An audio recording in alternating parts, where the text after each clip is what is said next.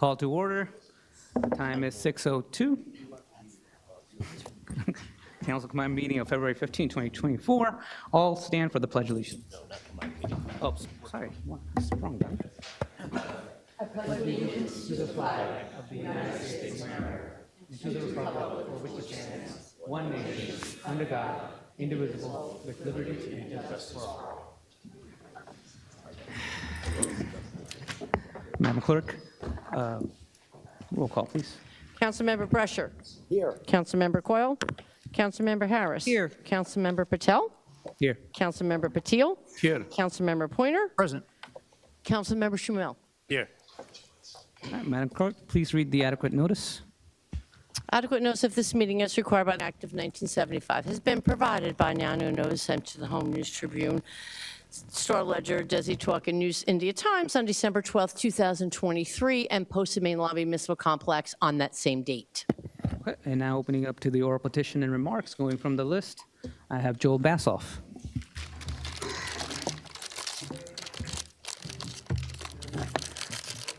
Joel Bassoff, 17 Beach Lane. So again, I have questions about ordinances that should have been adopted by now, but again, they're not on the agenda. I might have to leave the meeting before you answer, but I'll watch the video. So even if I'm not here, I'll find out if you've answered my questions. First, a 21st century ordinance for digital billboards. We've had meetings, we've discussed drafts. There's still no ordinance on the agenda. So what's the obvious conclusion? It's that the administration and the council just don't care if some residents get digital billboards flashing in their windows. So my question is, why don't you care? Is it because you think it won't happen to your house? Or is there some other reason that you don't care about the public? Second, a 21st century ordinance distinguishing warehouses from distribution centers and e-commerce and fulfillment centers. The ordinance was drafted, it just needed a minor correction, and it's now disappeared from the agenda. So what's the obvious conclusion? That the administration and the council just don't care if semi-trailers rumble up and down certain residential streets all day and all night. So my question is, why don't you care? Is it because you don't think it'll affect your street? Or is there some other reason that you just don't care? Third, Amboy Avenue. Nobody in Clara Barton wants 4-story buildings, except for one person who's sometimes on this dais.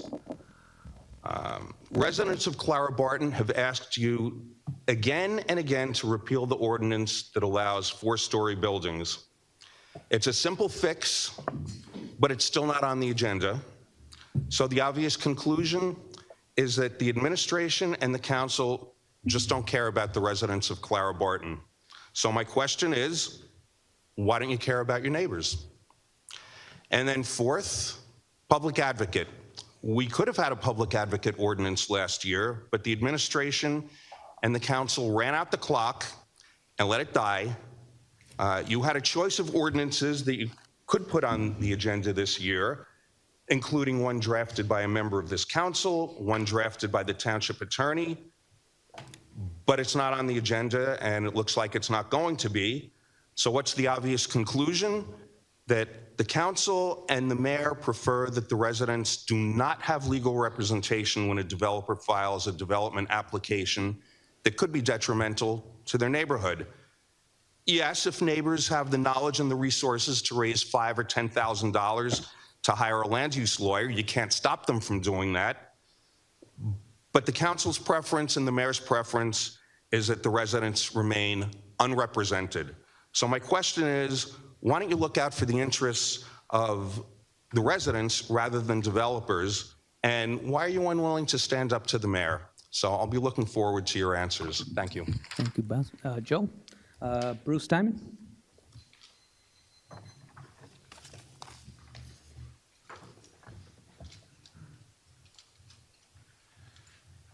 Bruce Diamond, Calvert Avenue West.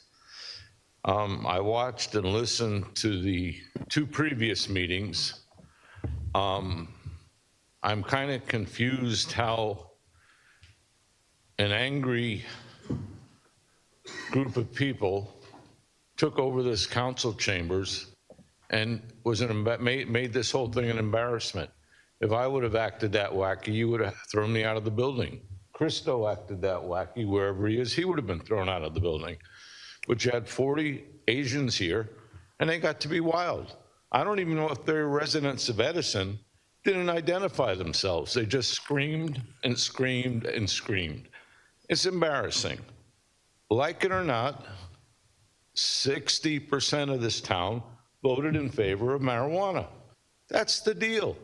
You don't get to change your mind because you shout the loudest. It didn't work on January 6th with the Trumpers. Shouldn't work here. You guys need to be courageous. You heard the voice of the people. We want legalized marijuana in this town. You need to come up with a zoning ordinance that allows it more than you previously have and hidden it in Raritan Center. And the fact that so many of the people, or many of the people, were beating their chests that they were committee people, I have to believe Mr. AJ and perhaps Mr. Brescher and the other silent minority brought those people here to intimidate you. And it worked. And that sucks. Sucks for the town, sucks for you guys. Thank you. Thank you, Bruce. Next on the list, Akhtar Nasser.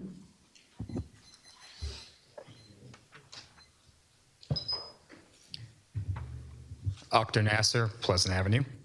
I'm here for several reasons, but mostly to say thanks to those council people who are working to resolve the issues that other Clara Barton residents and myself have raised over the course of years.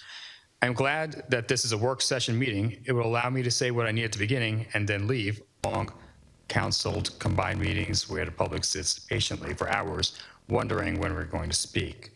Although I'll be leaving shortly, please rest assured that the Clara Barton residents and myself will be glued to the screens, eagerly listening live at home to the conversation about Ordinance 1936-2016, also known as the 4 stories building repeal in Clara Barton. Please note that while I'm giving thank yous to everyone, please don't see this as complacency by me. We are still expecting actions and answers to be done for the ongoing issues that I've presented before. So on to the thank yous. Thank you, Councilwoman Harris, for spending 1 hour last week attending a ride-along with me to experience Clara Barton firsthand. We discussed safety issues, traffic, and we talked at length about the 4-story buildings. It's very important to walk in the shoes of residents near Clara Barton so that, and I also expect or ask if anyone that wants to go ahead and have another firsthand account ride along, I'm available to do so. Councilman, I'm hoping I'm saying your name, Shmuel. I have not had an opportunity to speak to you as of yet, but if you want to go on a ride along one-on-one, we can arrange that. That would give us a chance to go ahead and get to know each other. My email, I'm sure that you have, as I sent to every single council person. You can ask anyone at Dias right now for my telephone number should you want to contact me that way. Thank you, Councilman Coyle, who's not here today, for speaking one-on-one with me for 1 hour on the phone and suggesting we have a conversation with the residents about a vision that works for both residents and developers. We want smart development, not overdevelopment. We can't have ugly H buildings for Clara Barton. Thank you, Councilman Pointer, for following up with the illegal listings of the 1-bedroom apartments, which are listed as 2. Thank you for working on the new library signs with Library Director Kleinman. Thank you, Councilman Ajay Patil, Councilman Point and Alderali, and School Board President Burrell for talking to administration about safety issues in Clara Barton with specifics of the sidewalk easements on Cabot Avenue.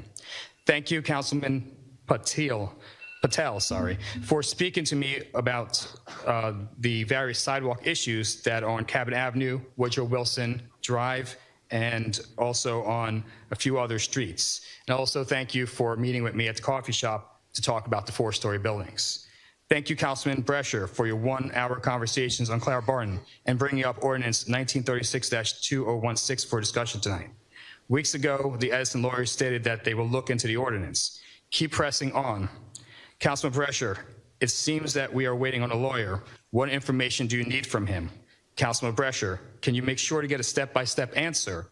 of what to do with the ordinance or a pathway to go ahead and repeal the 4-story ordinance and not accept the answer, I will look into it. Clara Barton wants a date. Clara Barton wants a commitment. Clara Barton has been waiting for 8 long years. I hope legal is not afraid to go steady with us. There is so much evidence that Clara Barton doesn't want 4-story buildings. It's documented by the hiring gruel, and you'll hear from Clara Barton's residents at countless planning board and council meetings. We are getting louder and louder on this issue, and others from the other parts of town are also supporting us. Clara Barton doesn't want to end up being in the same category as Suez Water and Sewer, Cannabis, and the closing of the Clara Barton Library. These were miscalculations of the former and current administration. What Clara Barton wants should be an easy win compared to Silver Lake and Charlie Brown. It's a matter of, do you really want to get it done? I dare you to show me how the 4-story building in Clara Barton has helped Clara Barton develop any further. Today, I got a call from Chelsea to arrange a meeting with Clara Barton residents. Councilman Coyle asked to meet with residents as well. And I hope that together, the mayor and any council person that wants to go and meet will help us figure out what to do. All of Edison is watching how the council governs, and we're all watching to see if you're here for the residents or developers. We live here, they don't. I'm going to end with this. What are 3 positive things that you have done that are not known to the public? And what will you do to help the Clara Barton residents repeal the 4-story buildings? Thank you. Thank you, up there. Anyone else that wants to speak? Oh, you can come on up.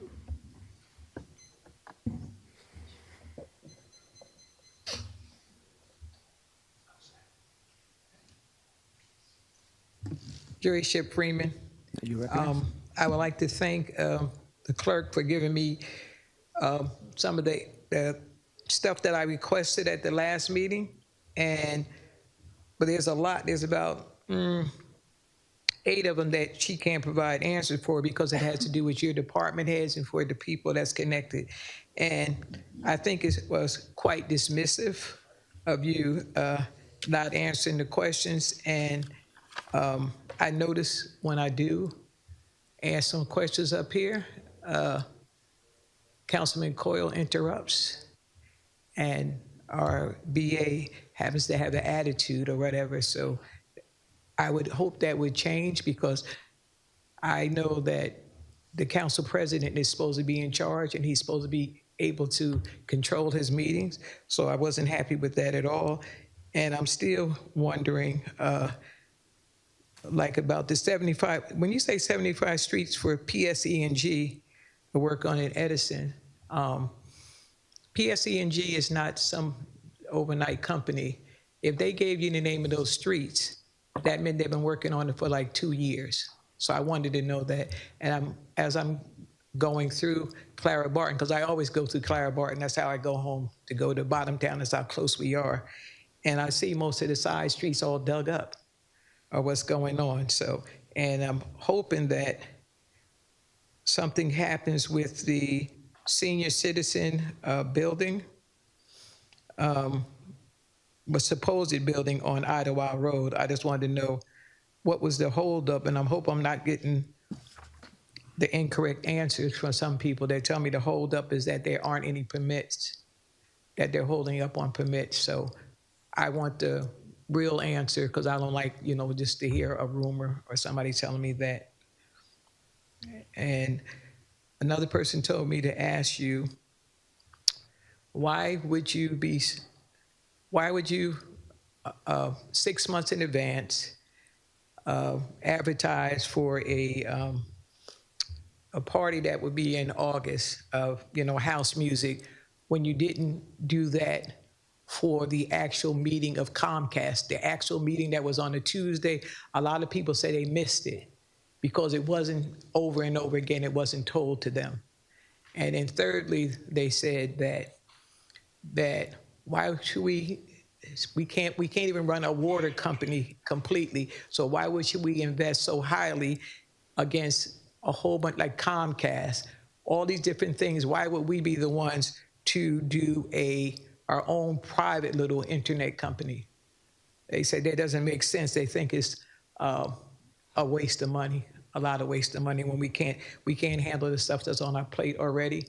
And we have the water and we have the sewer, so they want to know where we're getting all this extra money to start the broadband company. Thank you. Thank you. Anyone else? After that.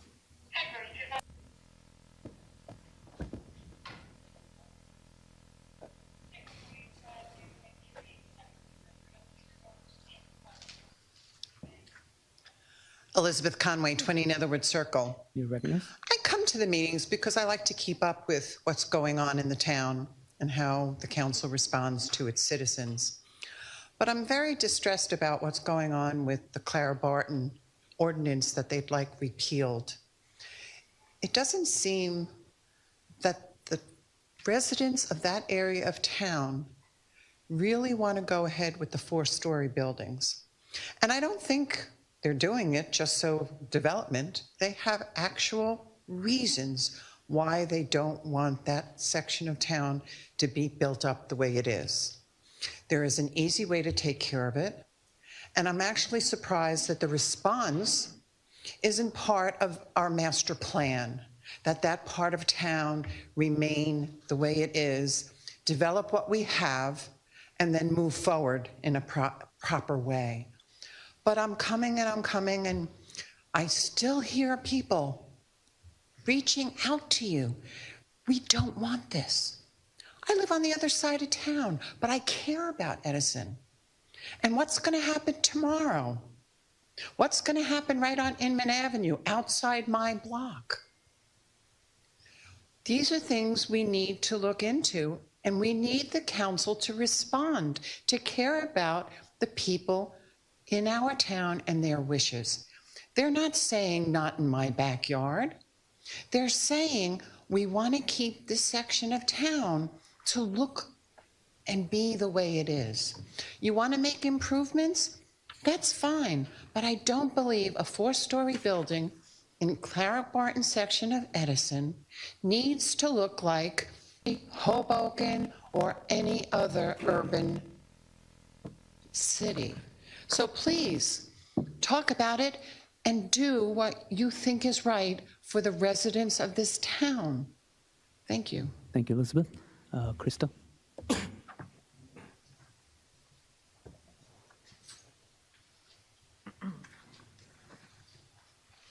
Thank you. Am I recognized? You're recognized. Thank you very much.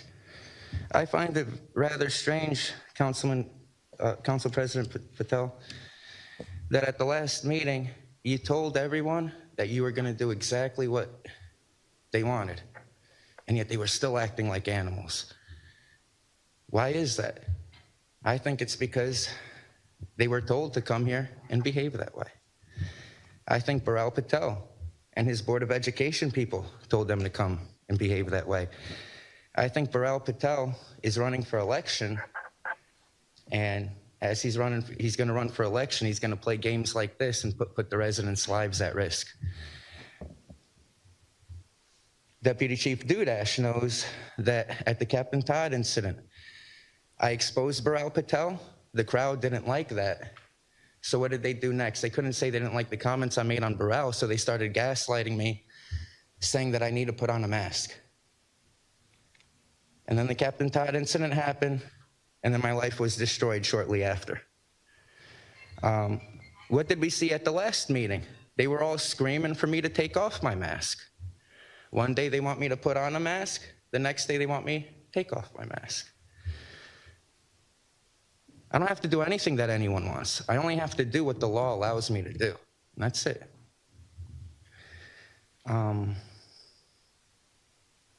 Yeah, I got a dispensary next to my house. Absolutely no crime. There's nobody wandering the neighborhood smoking pot, all this fake outrage. Can you explain to me, Council Patel, or everyone up there, we already lost millions. We should have had the pot shops a year ago, 2 years ago. Why are we losing millions more? Because you guys are wasting time and not allowing these stores to open up. Millions that you guys complain we don't have money for senior citizens. We would have more money for senior citizens. We would have money for so many services. And I don't like when people come up here from the fake Republicans and start saying, oh, we shouldn't accept free money because we waste the money anyways. These people are smoking crack, okay? How much time do I have left, Marlena? 3.5 minutes. 3.5 minutes. Most of these people that came here are not residents. They were told in a WhatsApp group to come here by Baral Patel. I want to know why all these people that claim to protect the children, they have family members that have convenience stores, gas stations. They're selling their gas station heroin. They're selling the vapes. They're selling the bath salts that turns kids into zombies. They start eating people's faces off. Just check the Florida news for that one. Yet you guys come out here with the fake outrage and tell us that we can't have the pot shops that are 100% safer. But how much time do I have left, Marlena? 3 minutes. Council President to Deputy Chief Dudash. I saw Deputy Chief Dudash, he's the media coordinator. I asked him if he had an update on the predator catcher case. He says no. He had a lot of slander to say to the media. Through the chair to Deputy Chief Dudash. Deputy Chief Dudash, would you like to admit that you guys were 100% wrong with the predator catcher case and that it was full of lies and that's why I beat the case? You accused me of luring sexual predators to town. That was not true. You accused me of having a predator catcher YouTube channel. That's also not true. You accused me of threatening to cut off somebody's penis. That's not true. You accused me of criminally restraining a child predator, Deputy Chief Dudash. Are you stupid? How can you criminally restrain a child predator that volunteers to have a consensual conversation inside a vehicle because it's too cold outside? And I'm just the cameraman. Crystal, please address the... I am. I said through the chair to Deputy Chief, and I am allowed to speak to him. Look at me. Yeah, face me. You can say I understand he's a coward with zero integrity, but he should come out and say the truth, that it was all full of lies. Are you aware that one of the predators is the son of a police officer and that all his charges were dropped? Are you aware about that? So Deputy Chief Dudash, you guys make me sick. You're a piece of shit. Your whole department's a bunch of pieces of shit. I'm looking at you. I'm looking at you as I'm speaking to him. the language. Christo, okay? Rosenfeld versus New Jersey says I'm allowed to curse. I'm on public property.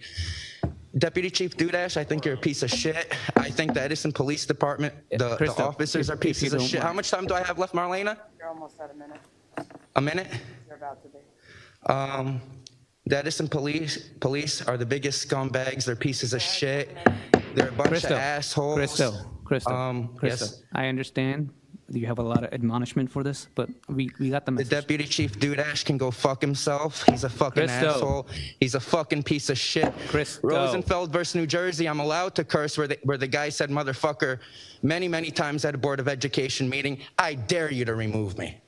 I dare you to remove me. Deputy Chief Dudash, you're a fat piece of shit. Fuck you. Fuck your whole department.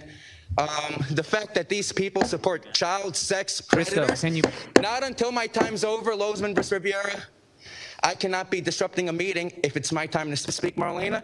You are such a piece of shit, Deputy Chief Dudash. Why don't you say the truth? Why don't you say the truth that I'm innocent because you guys lied? Would you like to say that?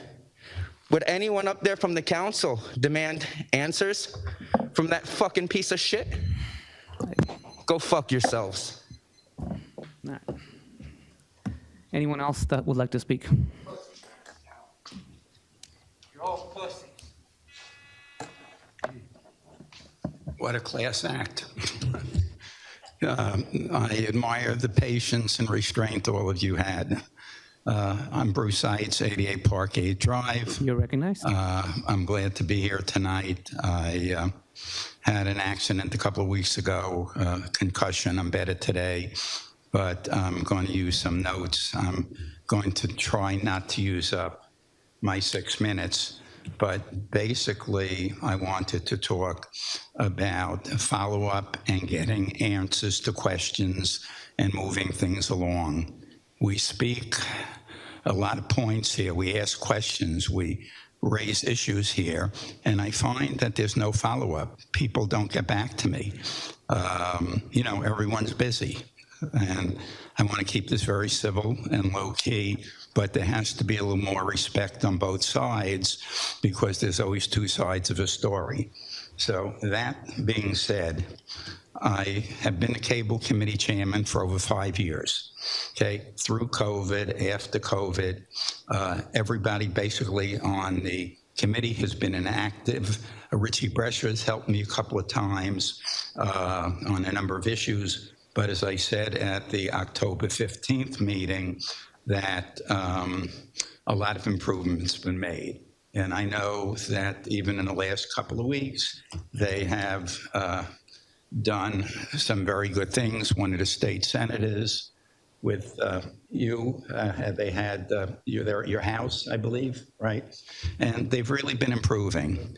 So I want to get back to the issue of this broadband, because as I said 3 weeks ago, I would call this Edison's folly. A couple of bloggers even picked it up, and I got some posts forwarded to me.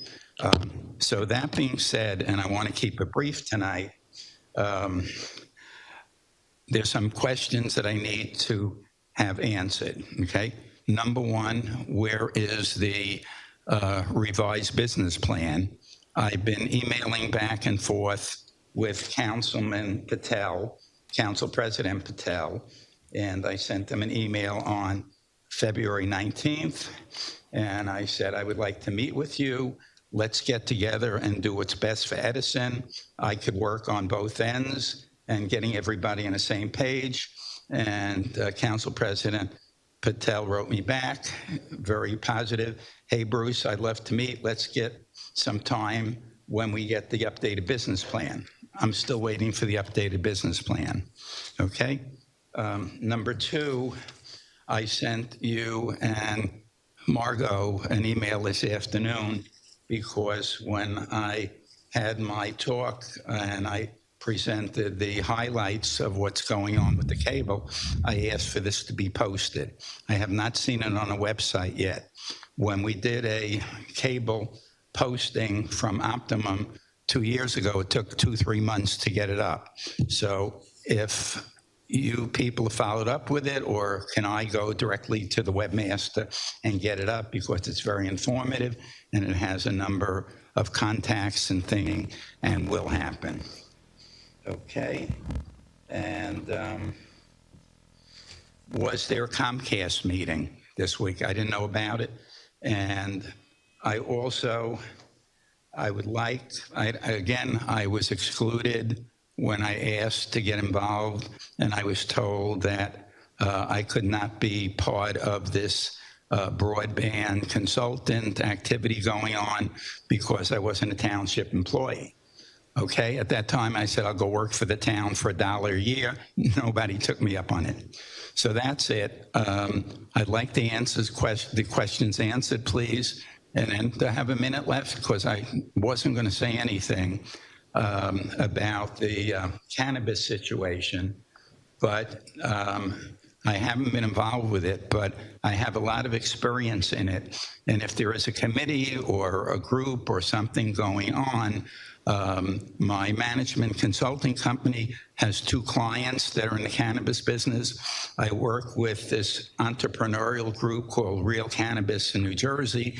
They do meetings, they help small businesses, minority groups, how to set up the cannabis shops. So I have some experience I'd like to offer if there's anything that is needed. And also, about 1.5 years ago, I testified as an expert witness on a downtown area in Monmouth County, one of the towns, on the pluses and minuses of having cannabis things. And in conclusion, if we do the cannabis, I think it should be somewhere in the Raritan Center area, which is commercial, industrial. It won't affect houses. It won't affect neighborhoods. It wouldn't affect people lining up to get into the stores on Main Street, whatever, or neighborhoods. So I offer my help on that. So anyhow, please get back to me with the answers. And thank you. And again, the patience you had with the last speaker is good, but I don't know, I might have called to have him extricated from the meeting. So thank you all. And thank you, Bruce. Council President. So, Mr. Seitz, I'm looking in my inbox. I did not receive that email. You sent it when? About 4 o'clock. I don't have it in my inbox. We'll look in junk, but it's not there. So if I find it, I'll let you know. Okay. Thank you.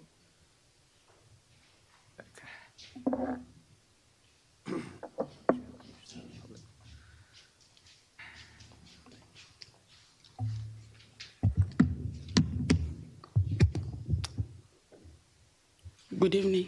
Come your money. You recognize? 79 6th Street, Edison NJ.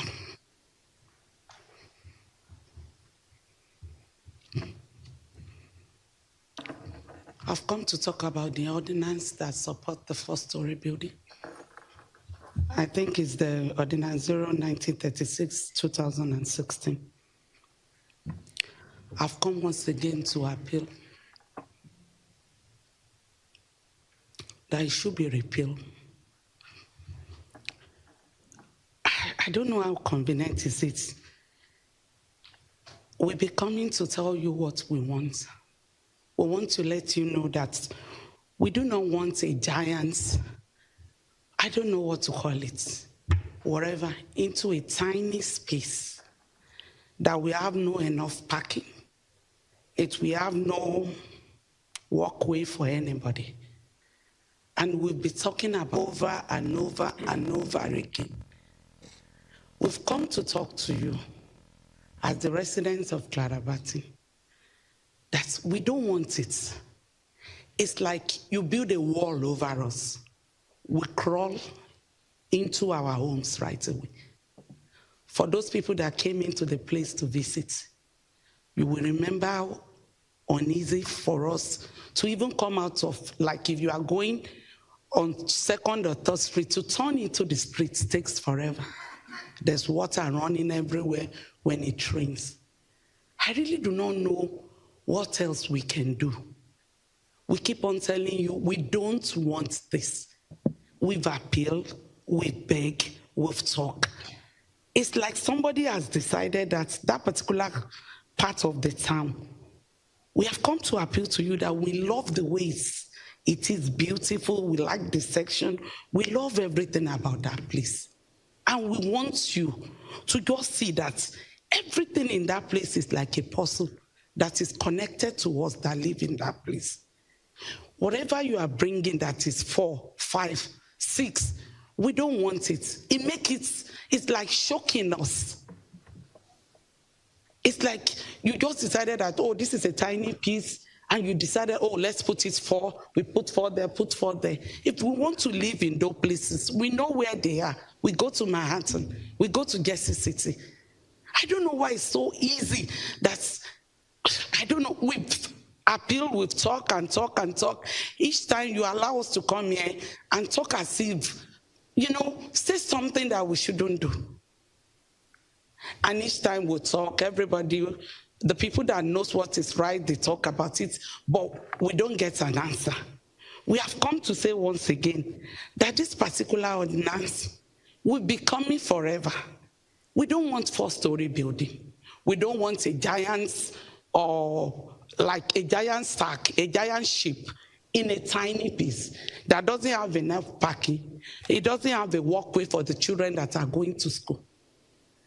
Whatever decision you take concerning that place, remember that we live there. You are taking decision about it. For some people that live at the back, they could go through the back. Some of us cannot go through the back. We don't want the 4-story. Can you please repeal this so that we take another fight? Because it has, for us Clarabati residents, we know we have to struggle, we have to fight, we have to come here every day to talk about our needs before it will be done. We fought for the library, we are fighting for the 4-story building. We're begging you not to put vehicles or building that are bigger than its space over us. just do this for us so that we pick another battle. And of course, I will talk a little about the cannabis. I'm quite sure some people are working online to just know the next discussion on this. The residents are watching. They want to know what you want to do. But keep us in mind. We are clarifiing.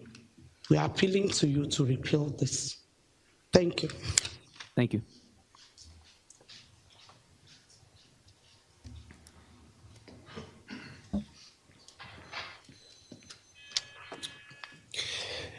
Anthony Diamarin, 25 Wiley. First of all, I couldn't be more embarrassed right now, what just happened previously. First, Deputy Chief just stepped out, but he deserves an incredible apology.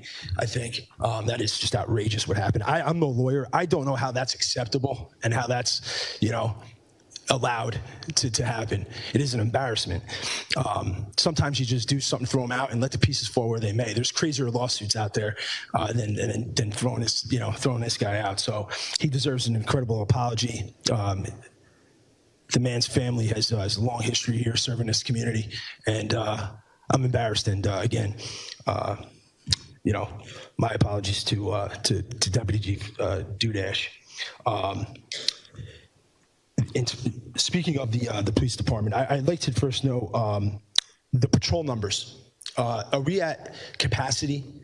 Are they where they're supposed to be? Do we know the PD numbers? If they are, I'd like to know that. If not, how far back are we in the patrol, on the patrol unit itself? Claire Barton. First you had the library trying to take that away. Now you have the 4-story building. You had, Councilman Coyle, he was not here today, walked out on the Claire Barton residence a few meetings ago. I don't know what it takes. He Mr. Coyle, who, likes to take credit for a lot that goes on in Claire Barton. I don't know why he and the council's not listening to the Claire Barton residents. Clearly they don't want a 4-story building to repeal it.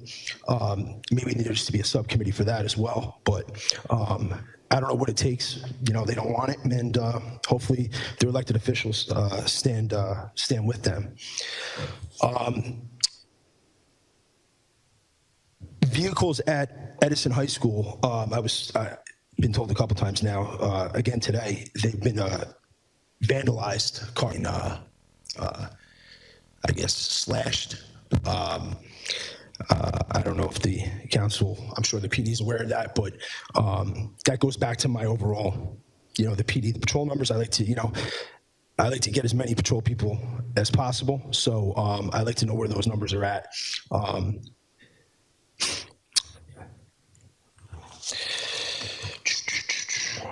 The vehicle auction, the money that is raised from the auction itself, do we know where does that money go? Does it go to anywhere specific, any department, to the PD? Does it go to what's done with that money that's raised there?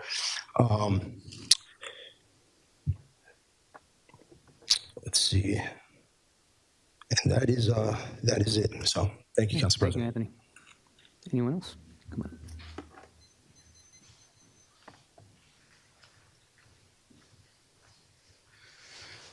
Good evening, Council. My name is Gopi Atali, 18 Sagamore Avenue, Edison, New Jersey.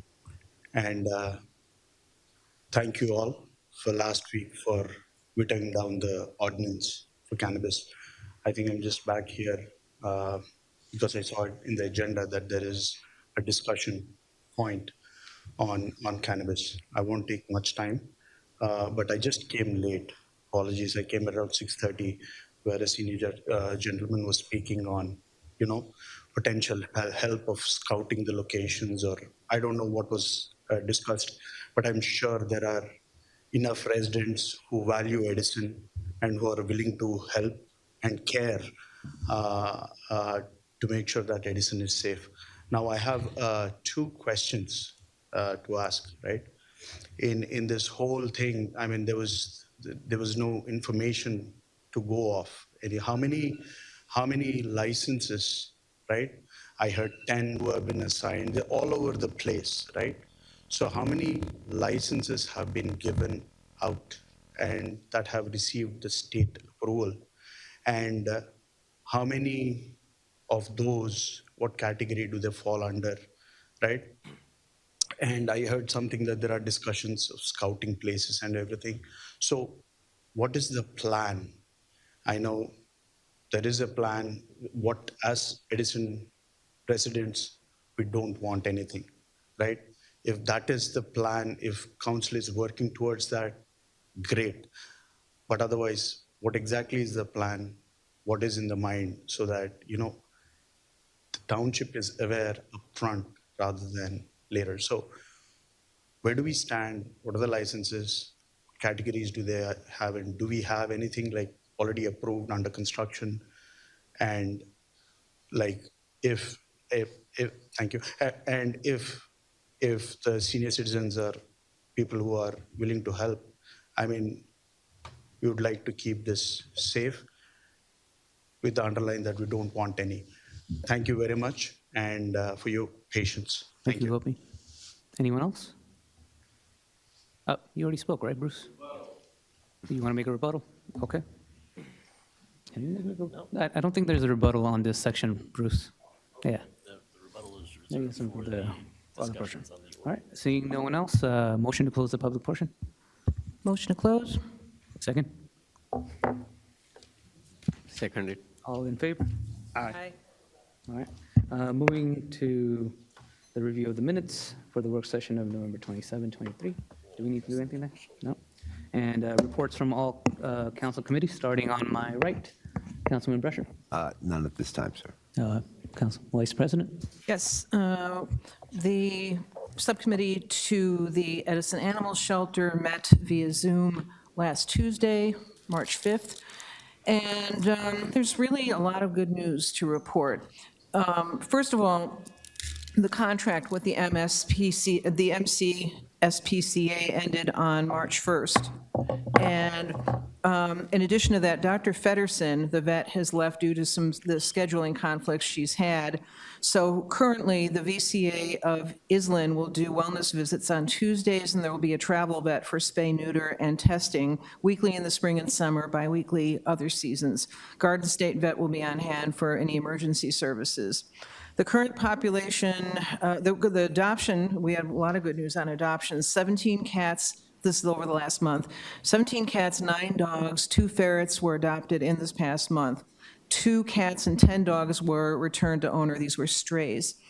The current shelter population is 18 cats, 6 kittens, 16 dogs, 4 of which are small dogs. We are partnering with Best Friends Rescue to take in cats over 2 pounds. Sonia, is that correct? Do I have that right? It's the cats over 2 pounds? Yes. Okay, all right. The foster program will resume when the volunteer program is reconstituted. RFPs are out for an architect. A dog scale has been procured. The intake room has turned into a maternity room. And we are expecting that over the next few months, there are going to be a lot of kittens that are going to be born. A lot of litters. Good news, 0 parvo, 0 feline leukemia cases. Euthanizations have included wildlife brought to the shelter, 2 cats upon pickup and 2 dogs for aggression. The DOAs, dead on arrival, included 2 wildlife, 10 cats, and 7 dogs. Upcoming events. There was one yesterday over at the Tavern on George, which from what I understand from Maria Flores was extremely successful. I think 10% of the proceeds were donated to the shelter, and it was, I visited there between 5 and 6, and it was really, really crowded. So we did very well. There are upcoming events in March. Give me one moment. So we have Taco Tuesday is at Edison Tex-Mex Deli at 2024 Woodbridge Avenue in Edison, and that will be Tuesday, March 26th from 9 a.m. to 8 p.m. So that is that event. And then Pizza Night at Edison Pizza is going to be on Wednesday, March 13th, so this coming Wednesday, 10 a.m. to 10 p.m. So again, these are proceeds are going to be going to the shelter, whatever percent that will be. Also in the month of March, the adoption, there's a Save a Senior adoption special. So I think they have a couple of senior dogs named Stormy and Clarence.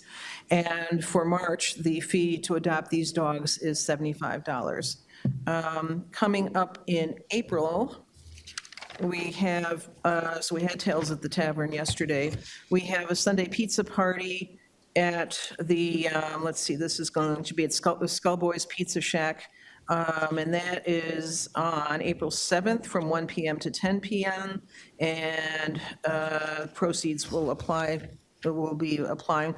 There will be a kitten shower. This is at the animal shelter, April 21st, 12 to 4, and you meet adoptable kittens, watch a live bottle feeding demonstration, participate in fun games and activities, enjoy refreshments. So this is the onslaught of litters that we are expecting. And then finally, Barks at the Brownstone. That's going to be Saturday, April 27th. And doors open at 5 p.m. at the Brownstone, and that's another. That's an adoption event and fundraiser event, and that concludes my report. Thank you, Council Vice President. Councilman Patel. None at this time, sir. Councilman Pointer. Thank you, Council President. The Education Liaison Committee met on Tuesday, February 27th. This was our first meeting of the year, so the agenda was a little bit light, but some of the general overviews. We're discussing traffic and walkability around some of the schools. If there is an education component with the Stelton Center, how the Board of Education would be able to assist in that.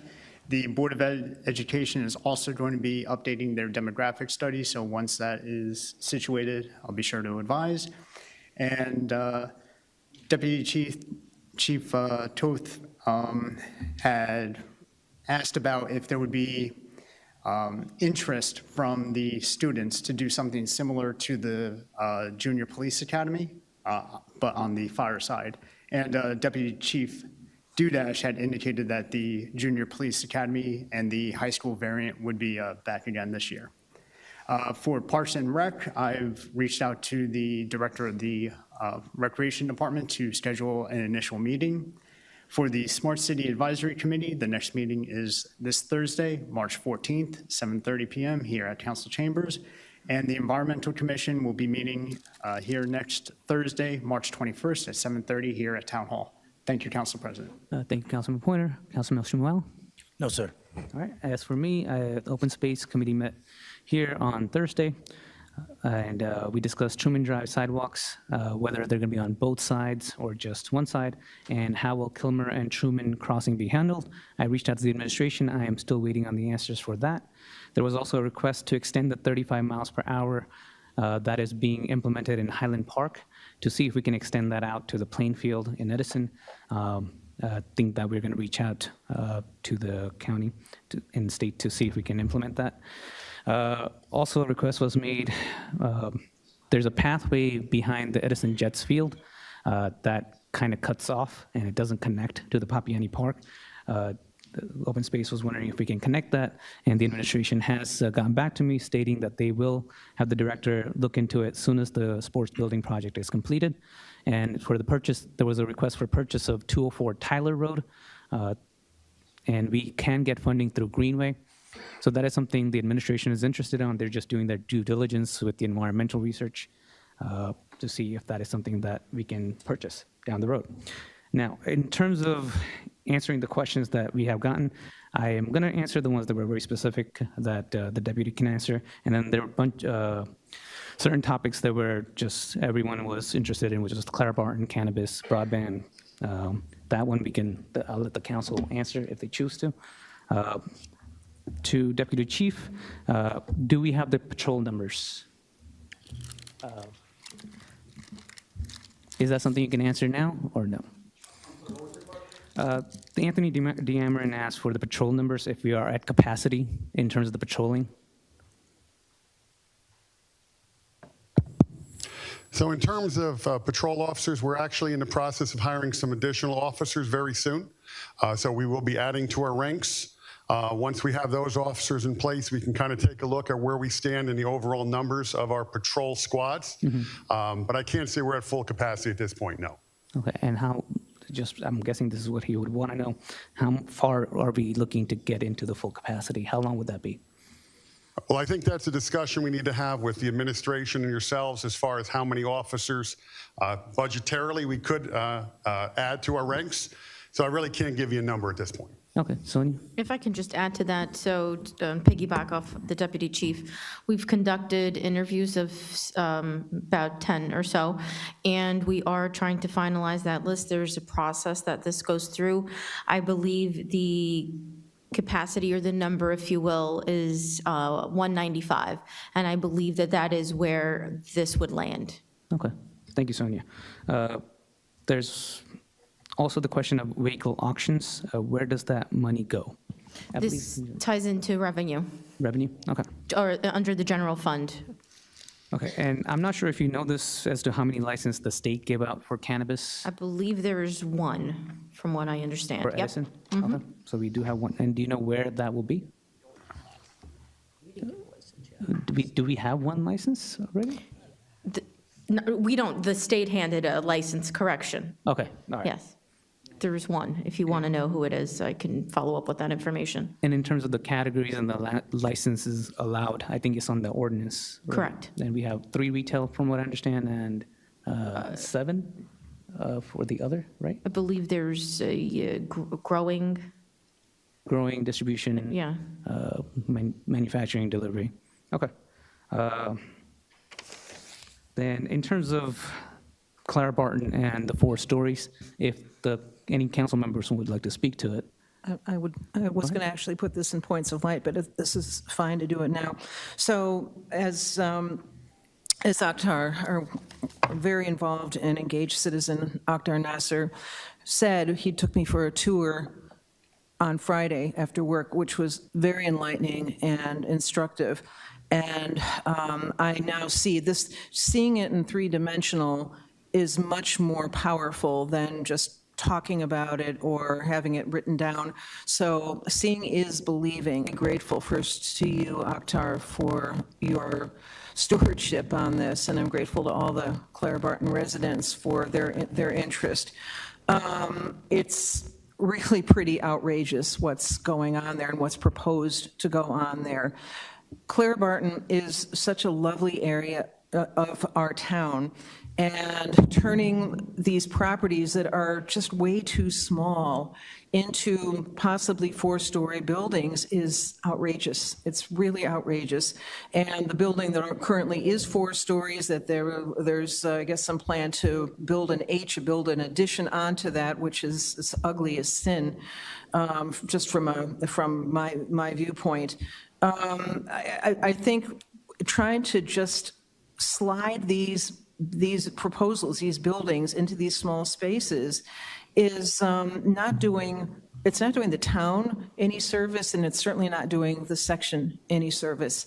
And so I understand what the Clara Barton residents have been saying and have been pleading, and I do believe that the ordinance, that ordinance 1936, 2016, I do think it needs a real strong second look and look to repeal it. So I'm glad I saw what I saw. I'm concerned about what I saw, and I hope that these residents really can be heard now, and that this isn't just pushed off for the next meeting and the next meeting until it comes here to die. So that's what I want to say to that. And so I'm open to any of the residents, and especially the Clara Barton residents. If you want to get in touch with me, feel free. If you want to show me more, I'm happy to arrange that. So that's what I wanted to say about it. Thank you. Thank you, Vice President. Anybody else? President. Councilman Patel? I think it's not the problem of today. It was a problem of yesterday, especially the Clara Barton. It's a nice historical neighborhood. If you watch the council meeting all the way from 2016, 17, 18, 19, this council, some of the members had a huge resistance. In fact, I was one of the speaker who really, I was asking not to even go with the 4-story building closer to Little Avenue, when that road especially goes to the senior housing all the way in the back, and it was very dangerous. Again, it's the will, the majority of the council that survived, and here we go. So this is the problem of yesterday, this is the problem of today, and this will continue to be the problem of tomorrow, unless this council really acts in the good faith of the residents of Clara Barton. Otherwise, we'll keep talking and nothing will happen. So our quick actions should be really re-look at the current ordinance and repeal that ordinance and make sure that few things that we need to really enforce, not just the 3-story buildings, but on top of that, looking at the historic Clara Barton, especially Emba Avenue and the neighboring street, we have a huge problem of parking. We shouldn't be giving any waiver to any developer or redeveloper who is coming in this town and trying to build this, even 3-story building, no waiver. There shouldn't be any waiver even for the sidewalk. It's very unsafe for, not only for kids, also for the residents of the Clara Barton. So anything that, we are bending backward for the redeveloper, we need to get away with that. Maybe they can do certain things in certain section of the town where there is enough land, but Clara Barton is unique in nature, the way it is structured. So I would request this council to, put some effort in looking at preserving the historical neighborhood. Yes, we need a small, I would say, call it a downtown, but nice looking neighborhood that is safer and good for the quality of life for our people. Thank you, Council President. Thank you, Councilman Patel. Anyone else? Yes. Councilman Brescher? I'd like to say that, yes, I did, under the request of the residents, I did request it of our law firm. They told me they were going to look into it. And they have a path forward for us on this. In fact, I was told that we could do it by resolution to send it back. Now, that's a little bit different than what my council colleague at the other end was just talking about revisiting the entire neighborhood. And I think that's a good thing. In fact, I'd encourage, if anybody from Clara Barton would like to get a group of people together, and when we might be able to talk about what works in your neighborhood. I've explained it to Councilman Coyle, but he hasn't brought any people together on that. So I'm going to ask the people from Clara Barton to set up a meeting. I'd be glad to come and talk about some of the different alternatives that are out there that I think you guys might like. If you don't like it, we don't need to move forward on it. But I'm going to request, though, that we do move forward on a resolution. I think initially we were talking about Wednesday, about sending it back to the planning board, which I believe that's the first stage. And could we have the attorney kind of just explain that process? Because it's a little not normal. So prior to the meeting, I spoke with you, Mr. Brescher. I spoke with Council President Patel.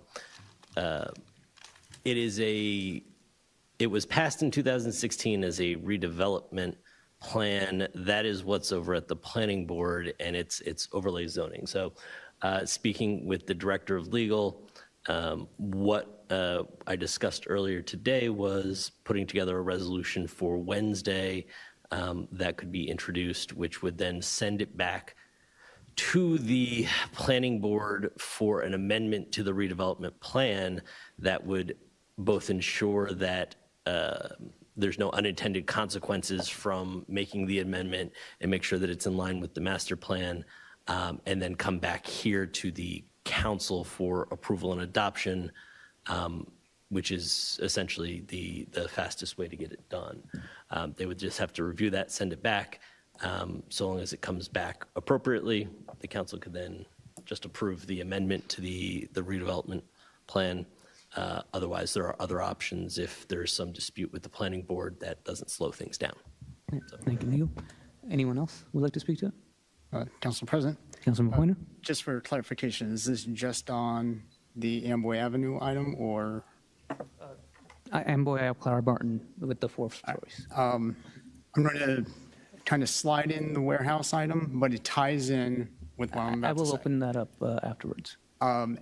The Amboy Avenue, just for clarification, the last application before the planning board was a 3-story building that was denied. So just for clarification purposes, The rehabilitation area, I tried to make that statement, I think it was 2 meetings ago, and how that was different than just repealing a general ordinance because of how that works. And just for time frame, any amendment on a redevelopment or rehabilitation plan, the planning board has 45 days. So that 35-day time frame is different in regards to rehabilitation. It is important that if we're going to be adjusting the ordinance, that much like how residents have asked for the public advocate to have a established record and reasoning behind actions of boards, this council also has to have those reasonings and such behind it to justify why actions are happening. If you do not believe me, I would ask you to look up what is currently going on in Bridgewater with their warehouse lawsuit. I'm on record for saying that I'm not in favor of 4 stories. That was my very first meeting ever getting involved back in January of 2016. The master plan does play a role into it because of the rehabilitation aspect, and that's all I have to say. Thank you. If you don't mind, can you talk about the off-parking situation? That is something I'm interested in. So, do you want to talk about it? No? Okay. I'd prefer to hold off until there's more solidified, because it's only conceptual at the moment. So in terms of the 4 stories, I also spoken to Akhtar and met with Akhtar, and I agree that neighborhood doesn't need 4 stories to be successful, and that is pretty much everyone's in agreement there. But I do believe that we do need to revitalize the area. I just don't know, we should, as many suggested here, that we should have a meeting with the community and see what our vision is, and we should have a cohesive vision as to what we want to do with that area. I don't believe, I believe the parking is an issue. I believe pedestrian safety is an issue. All of these things need to be tackled, and we need to make sure that the businesses thrive so that, we can get more better restaurants and some things to do in that area. And I think maybe having a bar down there, I'm not sure if that's just a suggestion, but having something to do there will be a great source of a point where everyone can gather and just, I think that's what I would like for that area. But as the legal explained, that there is a step that we're taking to move forward with this. It's not as fast as the residents would like, but we are going to move forward. Now on to the... Wait, Council President, can I just say one more thing? What I didn't say before is that if there was ever a case for a public advocate, to me, this is one of these cases for a public advocate. Thank you. Thank you. Moving on to the broadband revised business plan. Do we know when that will be? Sure, we are going to get that up in the next couple of weeks on the website, so it will be before the next meeting. I have some other questions. Sure. I think... Yeah, go ahead. Or answers to other questions, if you will. Yeah, go ahead. I can go in order. So there is a billboard, warehouse, Amboy Ave, public advocate. With regard to the senior citizen building on the Tote Center, so there is only one stop work order. We've never not issued any other one, and that is related to the remediation that is ongoing. So there's a second portion of remediation that has to be done because we need to dig further into the soil. Okay. So there's only still one stop work order. Nothing else new has been issued. Okay. With regard to the house music, I believe it is the 3rd year we've done this, and this is just on the calendar. With regard to Comcast and what the BPU issues, we don't have any control over that in terms of their dates and announcements. And business plan, we're working on that.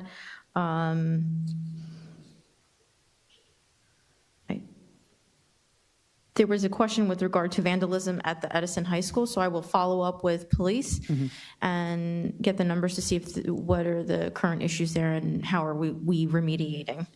Okay. I believe that's all I have for now. Okay, and there's no talking back and forth. The public portion is closed. And in terms of the digital billboard ordinance and the warehouse ordinance, that is being worked on, and it is not finalized yet.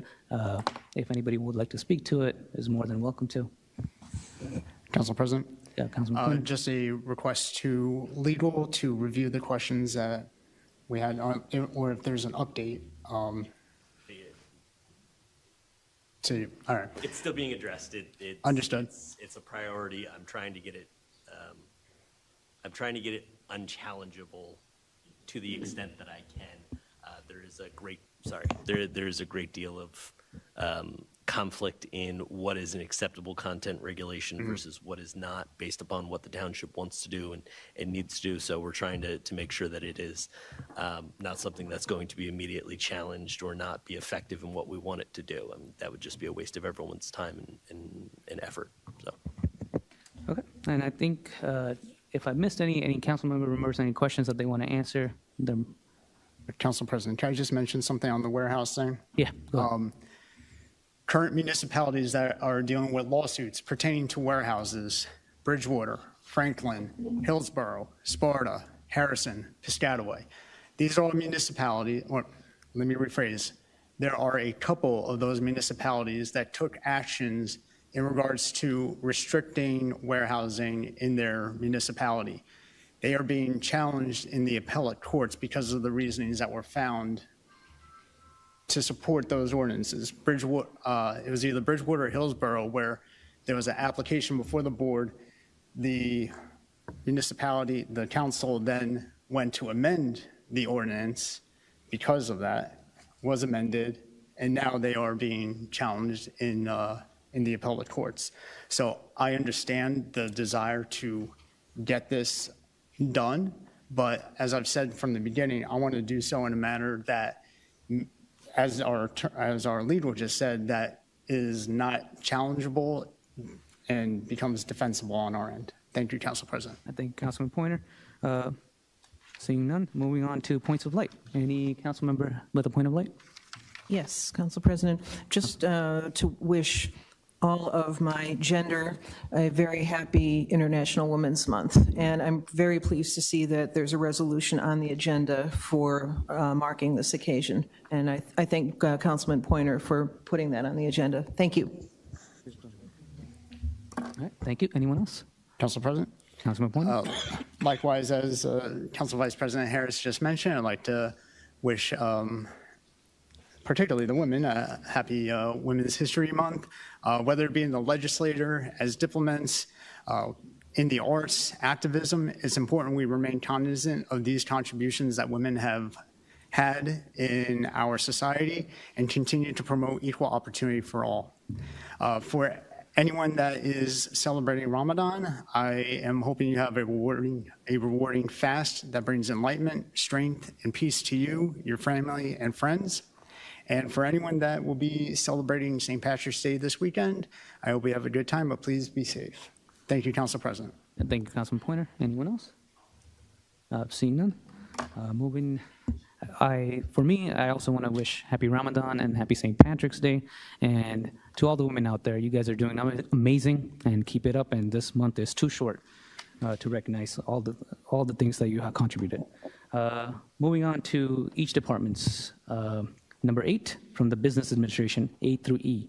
Any questions or comments? Council President, on A, I spoke to the Mayor's Chief of Staff, Mr. Deal, because I have an issue with the way these terms are being distributed.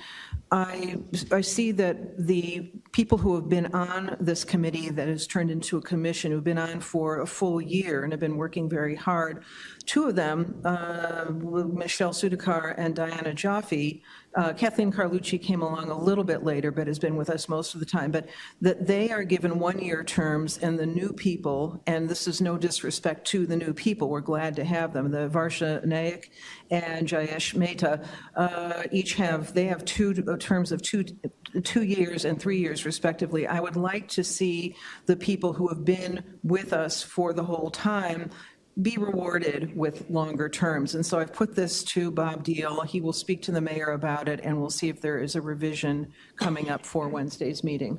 All right, thank you, Council Vice President. Thank you. Anyone else? Well, not about that one, but other ones. Okay, go ahead. Councilman Brescher.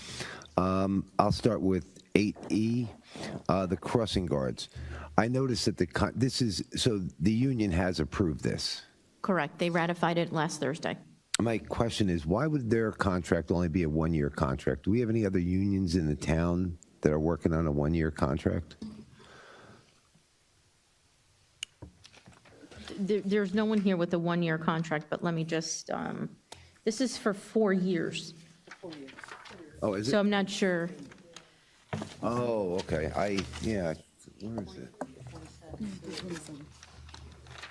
Terms of the agreement, July 120, oh, yes, I'm sorry. No glasses for that time. All right, thank you on that one. On D, this is somebody to build us a website. And listen, I understand that the administration has the council votes to pass this, right? We've watched this over and over and over again. But in this instance, because when I look at what we're doing here, we're going to award it to someone for like 300% more than what it is, than the lowest bidder, right? And, well, some of my colleagues might say, could be quality. I give them that. But when we look even at the scoring, it looks like they're scoring around 213, and I don't know, a lower guy, well, all the lower guys really, are scoring like 196. So it's like the difference between a kid that gets an A+ and a kid that also gets an A+, but instead we're going to pay 300% more. Now, what I'd ask is if our chief of police could take a look at this contract, at the owners and the employers, and whether they have violated pay-to-play ordinances that are in place and laws. And my reason for that is that I have found relationships that look suspect. So I'd ask for our police department just to go through that and make sure there's no pay-to-play ordinances broken here, but to pay 300% more for anybody, Sonia, when they're so close, I can't even use words. I almost want to scream and go, who did this? What was the intelligence level of the person that decided to put this on my agenda to pay so much more? I really don't get it. And I'd like a personal callback from yourself or the mayor or whoever decided that this was really the right thing to do. I'd like to see if I can get that personal call tomorrow before I'll probably lose it here tonight. Council President, if I may answer some of that in terms of the process. So the police department does not have any role in terms of the pay-to-play. That would be under the law, the local public contracts law, which the pay-to-play threshold is $17,500, and that relates to any political contributions, as you know, in terms of that, how that goes. So the police doesn't have jurisdiction over that. Rather, it's the Department of Community Affairs under the Division of Local Government Services. So those folks there, including the comptroller, the state comptroller. What the process is under a competitive contracting bid is that we go out and get an RFP done, a request for proposals. The way in which you determine how you award it is, again, through this evaluation, and the evaluation is based on cost, management, and technical. Specifically to this, well, let's go back to the bids that we received. This does not go to the lowest bidder. It goes to the most qualified bidder, as explained, cost, management, and technical. So the numbers range from $71,500 to $187,500. The qualified corporation, well, ex-Deuce Corporation, met the timeline as far as cost, which is not the only contributor, but also the management of the project. There was an extensive amount of cybersecurity experience on their end, and they are a qualified certified municipal web consultant. I can certainly provide some of that additional information to you But that is the process that we follow with regard to the local public contracts law, and if the attorney would just like to expand on that, but that is what we follow. Okay, so let me explain. Oh, listen, I'm not saying that it might be okay. It might be okay. What I'm saying, though, is that there are certain relationships here, and there's donations that have been made, fundraisers. Okay, so if we want to get into this in the public instead of do it privately like I did, we'll do it publicly. So that's a concern of mine, and that's where I'm going to say that's what I was asking the police chief to look into it. But if you're going to then tell me that it has to be done by the controller of New Jersey, I will contact the controller of New Jersey tomorrow to look at these relationships. When you talked about dollar amounts, I'm looking at one here. There's $36,000 and then another $3,600. So you said it was between 71 and 187, but I'm looking at 36,000 plus 3,600. I'm even willing to always throw out, the lowest bidder at points when they're so low. But you have two consistent bidders that are in the $70,000 range, and we're going to award this to somebody that's twice as high. Now, based upon your criteria, this is where I tell you I get upset, because based upon your own scoring criteria, I'm looking at a number of 196, 184, and this person that scored 213. Now, where I'm going is for those couple points more, you're saying we should pay them double. And I'm not seeing where this is for a website. I've had websites that I had built. Granted, it would be smaller than the township, that I will tell you. But it just, if you have people this low, and my real concern is, right, I had all these council people here that were like, let's open up drugstores all over the town so we could save money, right? And right here, we're wasting $77,000. Now, I don't know that we're wasting it because maybe my colleagues will vote no, even though I do believe that the administration has these votes in their pocket. But if you could contact me, and because this is alarming. Sure, no problem. That would be it, Council President. All right, thank you, Councilman Brescher. Anyone else? Council Brescher? Can I just ask a question on what Councilman Brescher said? Let's Councilman Patel go, and then go ahead, Councilman Patel. I'll start with B, Resolution B. A couple of questions through Council President to Sania. It's a good thing that we are accepting the Green Acres grant, but when I read the resolution, it says it's a matching, or I would say greater portion. If we don't get a grant, we still have the money. My question there is this for the existing project that is already budgeted and we are just looking at additional grant, or we suspect that will cross, if it is existing project, because it's Angels Field, it will cross the budget and we might need more money. So where this falls? You're going on the right path. So right now, this is phase one of the project, and we do have the allocated funds. We do anticipate putting some additional funds into capital, which would then allow us to proceed with additional portions of this project. Okay, so there is a phase two, pretty much we are gearing towards the phase two. Yes, sir. Okay, thank you. Now, question on, my council colleague pretty much covered, but question on D. I'm an IT guy, 27 plus years. I was shocked when I saw the number 144,000. We are talking about the municipal website. We are not talking about the HDL portal. We are not talking about digitalizing your engineering drawings or any of those. Again, I'm not going to question in terms of who it is awarded, but my question is going to be if you can send me the bid specs. Plus, what I'm looking is a tech stack for each of the bidder. What the tech stack they are proposing, what is their hosting model, what is their maintenance model, and their experience. I saw actually I looked at across the board. For pretty much for every single company, I did not feel that it was really out of the way that people were bidding, but even the lowest bidder, I was surprised that it is that high. So I'll be looking again for some of this information so that I can decide whether it is the right thing to do. regardless of the answer, what I will say is spending $144,000 for, I would say, not a critical project. This is not something we are dying or we are out of service or something that is falling apart. We have a decent website. So the additional information I'm going to ask you, the stats of our current website, how many people are using. I know the intent is to improve the outreach, but my question is going to be how many people are using by page, what the stat is. Sure. So generally speaking, all of the departments are required to use the township website and their support staff.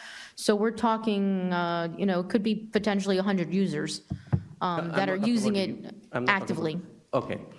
What I'm asking is if you are talking about just the township employees, they are using this website, current website, I would like to understand by department what is the usage, because this is pretty much a static website. I was involved back then when this was redesigned, so I pretty much know, what the usage is.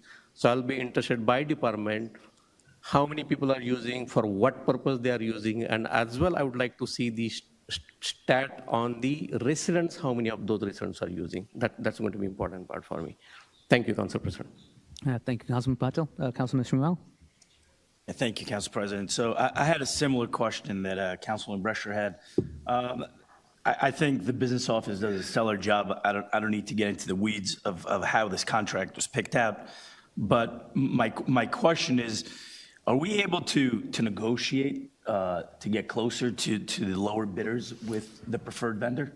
We're not, under local public contracts, we're not allowed to negotiate. So it's a closed bid, and then It's done through public advertisement, so everything is transparent in nature, and then we cannot negotiate a price.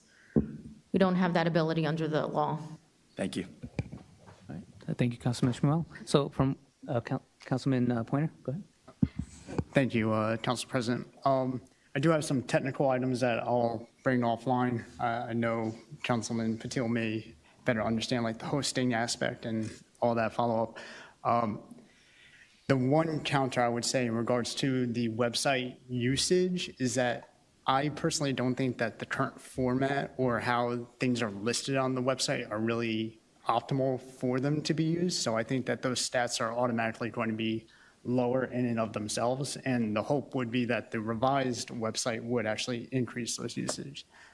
However, from a metric standpoint, obviously that would be good to know how much the new website, if it does go through, has helped the residents of the township. Thank you, Council President. Thank you, Councilman Pointer. So I agree with Councilman Pointer that as of right now, I don't think we even track how many users are visiting each website. One of the bid spec requires that we track this. It also tracks how the public is using the websites and what improvements we can make. I think the whole point of this website is to make it better for the residents to come to a central location for the source of truth. If you want to know what the events are, everything should be available in front and center, and making it easier for the residents to follow what the administration and what the council and what other things that are happening around town. If we continue down what we are doing, I think we are going to be getting less and less interaction with the residents. So that's the whole point. Yeah, just Council President, I want to, if you allow me, the current website does allow the tracking.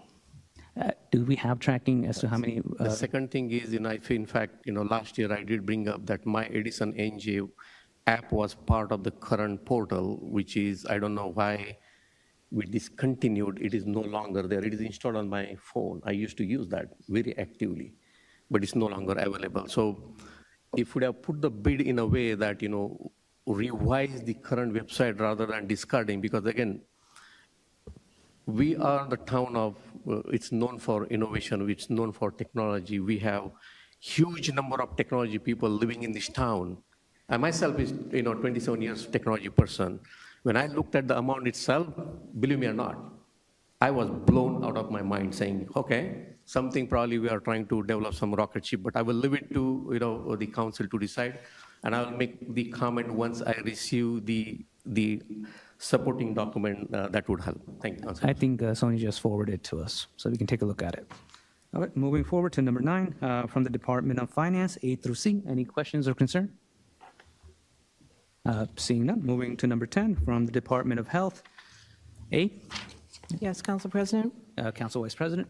Yes, I'm very pleased and optimistic about this particular resolution, and I received more of the backup from Sonia this morning. And this, just briefly, this would, let me see what I can get. The program description is that what is the ED? The Edison Department of Health and Human Services will utilize Check for Safety Programs funding to expand Mr. Fix-It service to conduct falling hazard safety interventions for our older residents as well as residents with disabilities. As it currently stands, the Mr. Fix-It program is only offered to senior residents and is used to complete minor home repairs that they would not be able to complete on their own. This funding would allow falling hazard safety intervention measures to be installed in residents' homes through the existing program. Applicable residents would be those at risk of falling in their own home. This would also mean that Mr. Fix-It would also provide safety interventions for residents with disabilities that are at risk of falling in their home. According to the United States Census Bureau's American Communities Survey, 5-year estimates, there are currently 22,278 adults age 60 and above living in the township. Additionally, there are 3,945 residents living with ambulatory disability. Both groups of residents are exposed to an increased risk of falling in their households and will be the target audience of this program. So I'm not going to go on with that, but in any case, I think this is a tremendous service to our seniors, and falling is a huge, huge liability that often leads to pneumonia and sometimes to death. So I'm hoping that this grant goes through, and I applaud it. Thank you. Thank you, Council Vice President. Council President, just a quick question through Council President to Sonia. It's good to see that we are applying for the grant. My question is, how much we as a township pours the money in addition to the grant that we receive for the senior citizens? So this specifically to Mr. Fix-It? Yes. So we covered the portion of the salary. Actually, the salary is covered through the affordable housing numbers, but as far as all of the other ancillary things like the light bulbs and things, that's covered through the township, through the Public Works Department budget. Okay, so we use the money from Public Works Department and we have this grant. So the question is how much money, and can we allocate more? Because now, as I hear that we are moving forward with the outreach, the bigger and better outreach, there may be many senior citizens, they may not be aware of how to use this particular program. So improve the outreach, we'll definitely need more funds. So that's my question, is tailored toward that. Do we have some numbers in our mind that we will be allocating in 2024 budget for these type of services? You don't have to answer now, but you can. We can certainly look into it as something that you're, yeah. Thank you, Council President. All right, thank you, Councilman Patel. Seeing none, moving on to number 11 from the Department of Law. A, any questions or concern? Council President? Yeah, again, it's question to admission through Council President. What's the time frame we are looking for this detour? So the total time frame that I was told by the county is 6 months. What I did have Marlena provide to you all is the actual closure and the rerouting. Right. Is there a way that we can send the Nixle alert? Absolutely. Those are automatic because it gets coordinated through the police department, through the traffic division, to make sure that when the closures do take place, that the Nixle alerts will be sent out. So the deputy chief is here, so I'm sure that will. And this, by the way, was coordinated with Mr. Turner. Okay. No, the Nixle alert will go because I do get the Nixle alert. I do get text message as well as the email. But this is a long time, this is, I would say, much longer duration. So might have to do that maybe frequently, put something on the website, very first page, something, what the plan is, how the detour works, etc., would be definitely helpful. We can certainly post it on the website. I don't see an issue with that. Yeah. Thank you, Council President. Thank you, Councilman Patel. Anyone else? Yes. Councilman Brescher? Sonia, I got this drawing. Could I get one that's blown up a little bit more? Would you like it electronically where you can expand on it? That would probably work. Okay.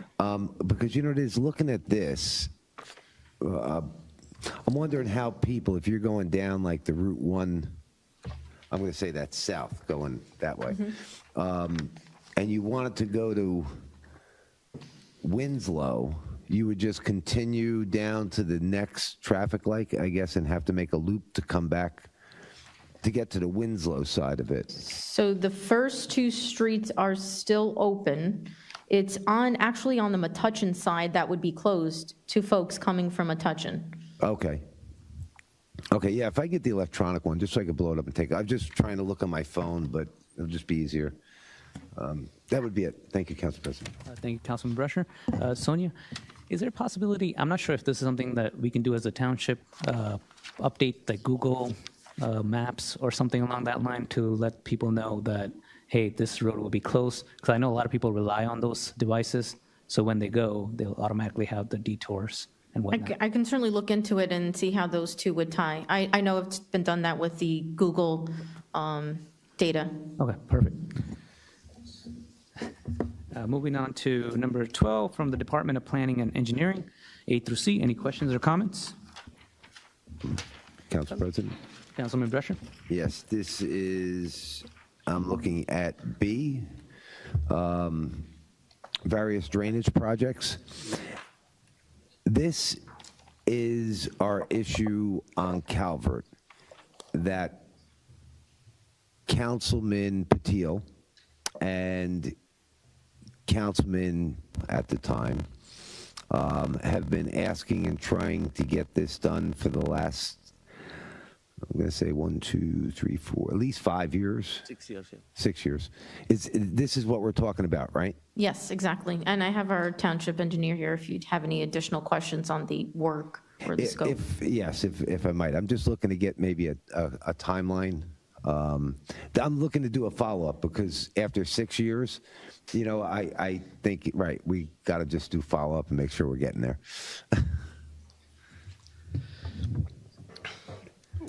You're talking the Calvert and Yes. sorry, Calvert and Abbott portion, correct? Yes. That portion was split off. This was originally known as various drainage 2. We split it to separate the portion that has to go to DEP, which is the Calvert and Abbott we're talking about. And the other roads are just going to go out to bid. Okay, so they're going to go out to bid. We know what we're doing with those. Okay. Yes. The Calvert and Abbott, we had to acquire easements. Right. Finally, after several years of negotiation, we have all the easements in place. So we're able to move forward with Colliers, who prepared the original plans, to complete the plans to the current DEP standards and submit to get our DEP permit so we can move forward with construction drawings. And what would be the timeline? Like when would you anticipate I should ask about this as to when we're going out to, when we have approval and we'd be looking to go out to bid? Like, what would that process be? Give me one moment. They actually provided a rough timeline in their proposal.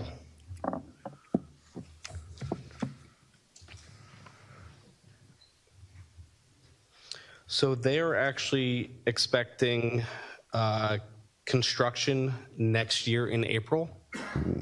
Okay. I will give you the disclaimer of this is all dependent on DEP and their review time. Okay. But they are geared up to work, once we give them the okay that this passes, they are geared up to start within the next 2 weeks. So if I don't hear anything, it's fine if I ask January, this next coming January, and say, where are we with this? And I'm not going to be like a year away. We're going to be somewhere close. Based on their rough time schedule, yes. All right. Thank you very much. You're welcome. Council President, I have the same question, if you don't mind staying there. Yes, go ahead, Councilman Patel. I know, we kind of split this into, now the 2 different projects or 2 different areas. Summer Street is not that far, Summer Street across Plainfield Avenue. Is that linked somewhere or that's completely separate drainage project? That's separate. Oh, thank you. Thank you, Council President. Thank you. Any other questions or comments? Seeing none. Moving on to number 13 from the Department of Public Works. Resolution A. Any questions or comments? Seeing none. Moving on to 14 from the Department of Water and Sewer. A. Any questions or comments? Seeing none.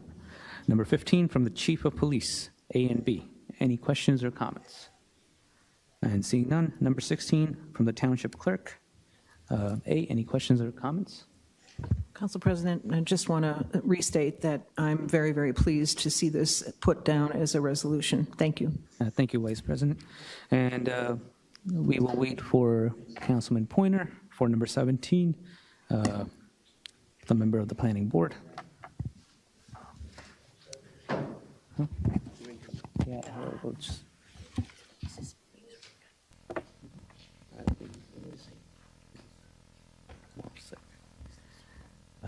Do you want to take a recess? How do you want to handle this? You know what, let's move on to the discussion items, and then we'll come back to number 17. Councilman Brescher? Okay.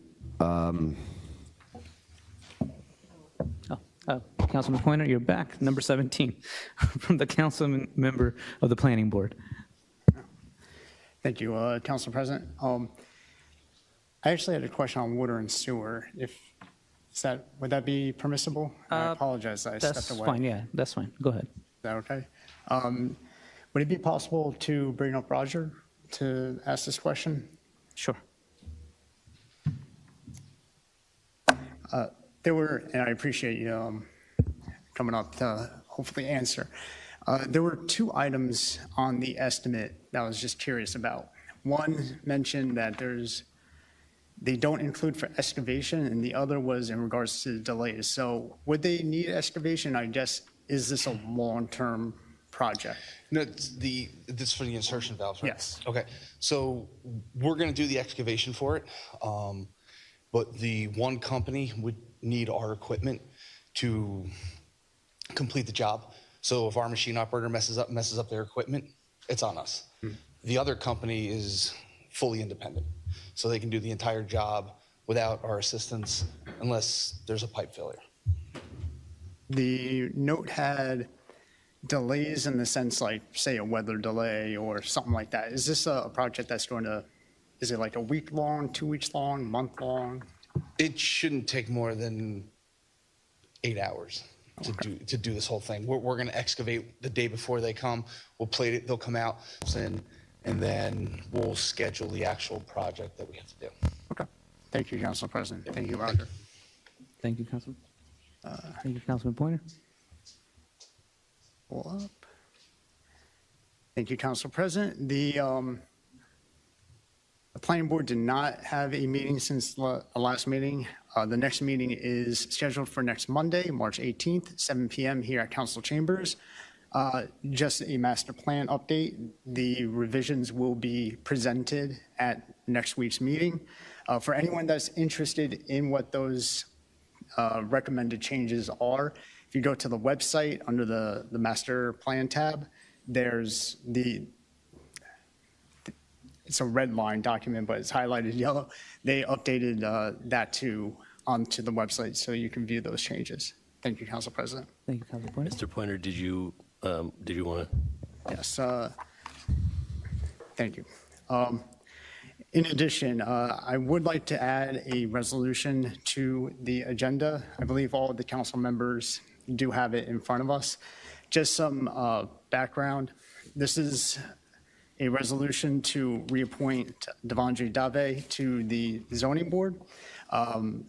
There is a current vacancy on the zoning board. There are meetings that are upcoming that if we were to hold off, there would be not a full board on board. So I think that it's important for us to act on this, and I am motioning to add this to the agenda. Second. All right, may I have a roll call? Councilmember Brescher. Yes. Councilmember Harris. Yes. Councilmember Patil. Yes. Councilmember Pointer. Yes. Councilmember Schumel. Yes.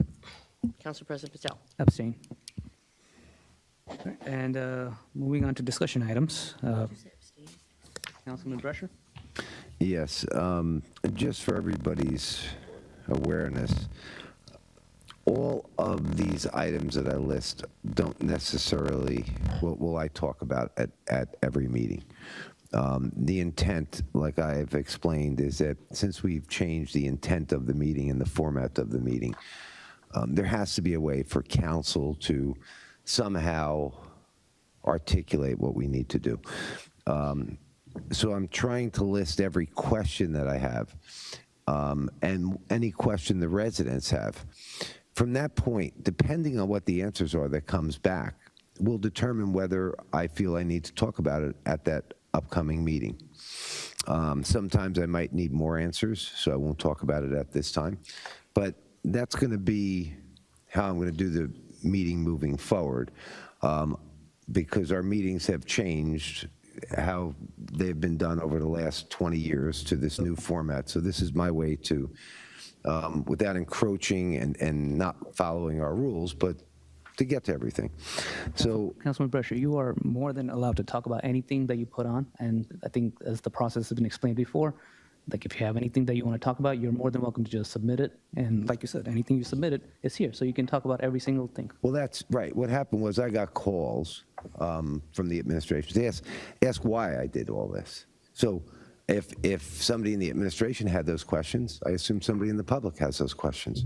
So that was my reason for explaining why I'm doing this.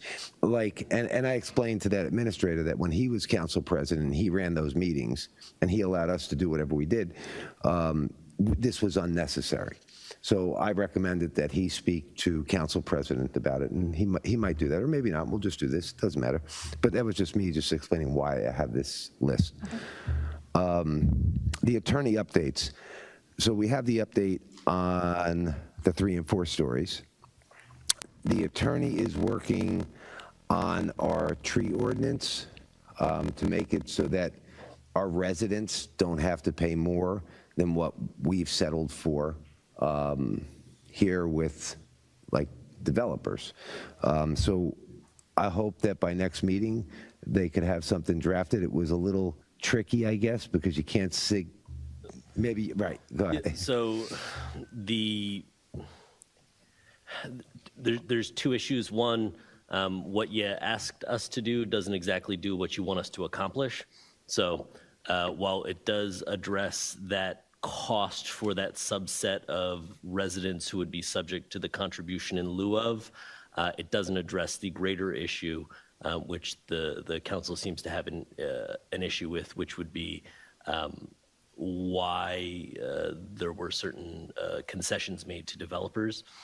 The amendments that are being made to it now take into account both factors so that those concessions don't necessarily have to be made in the future as well. So that is, hopefully, it should be all done and ready for the next meeting, the next set of meetings later in the month. I'll just have to get it submitted to the Director of Legal to go over one more time. He and I had a nice long conversation about it today to make sure that everything was covered and it would have those changes that need to be on there to protect the township better in the future. I appreciate that. Thank you. Broadband. We'd like to get the total cost. Everybody's been asking, what would be the total cost to pull fiber and make the town fully broadband? And we've never really gotten a number. I mean, the mayor has quoted numbers in his campaign, but they've changed over time. When I say they changed, the number changed by $50 million. So again, that's a pretty big swing. If we could get some kind of cost on this. All of that should be covered under the business plan. Okay.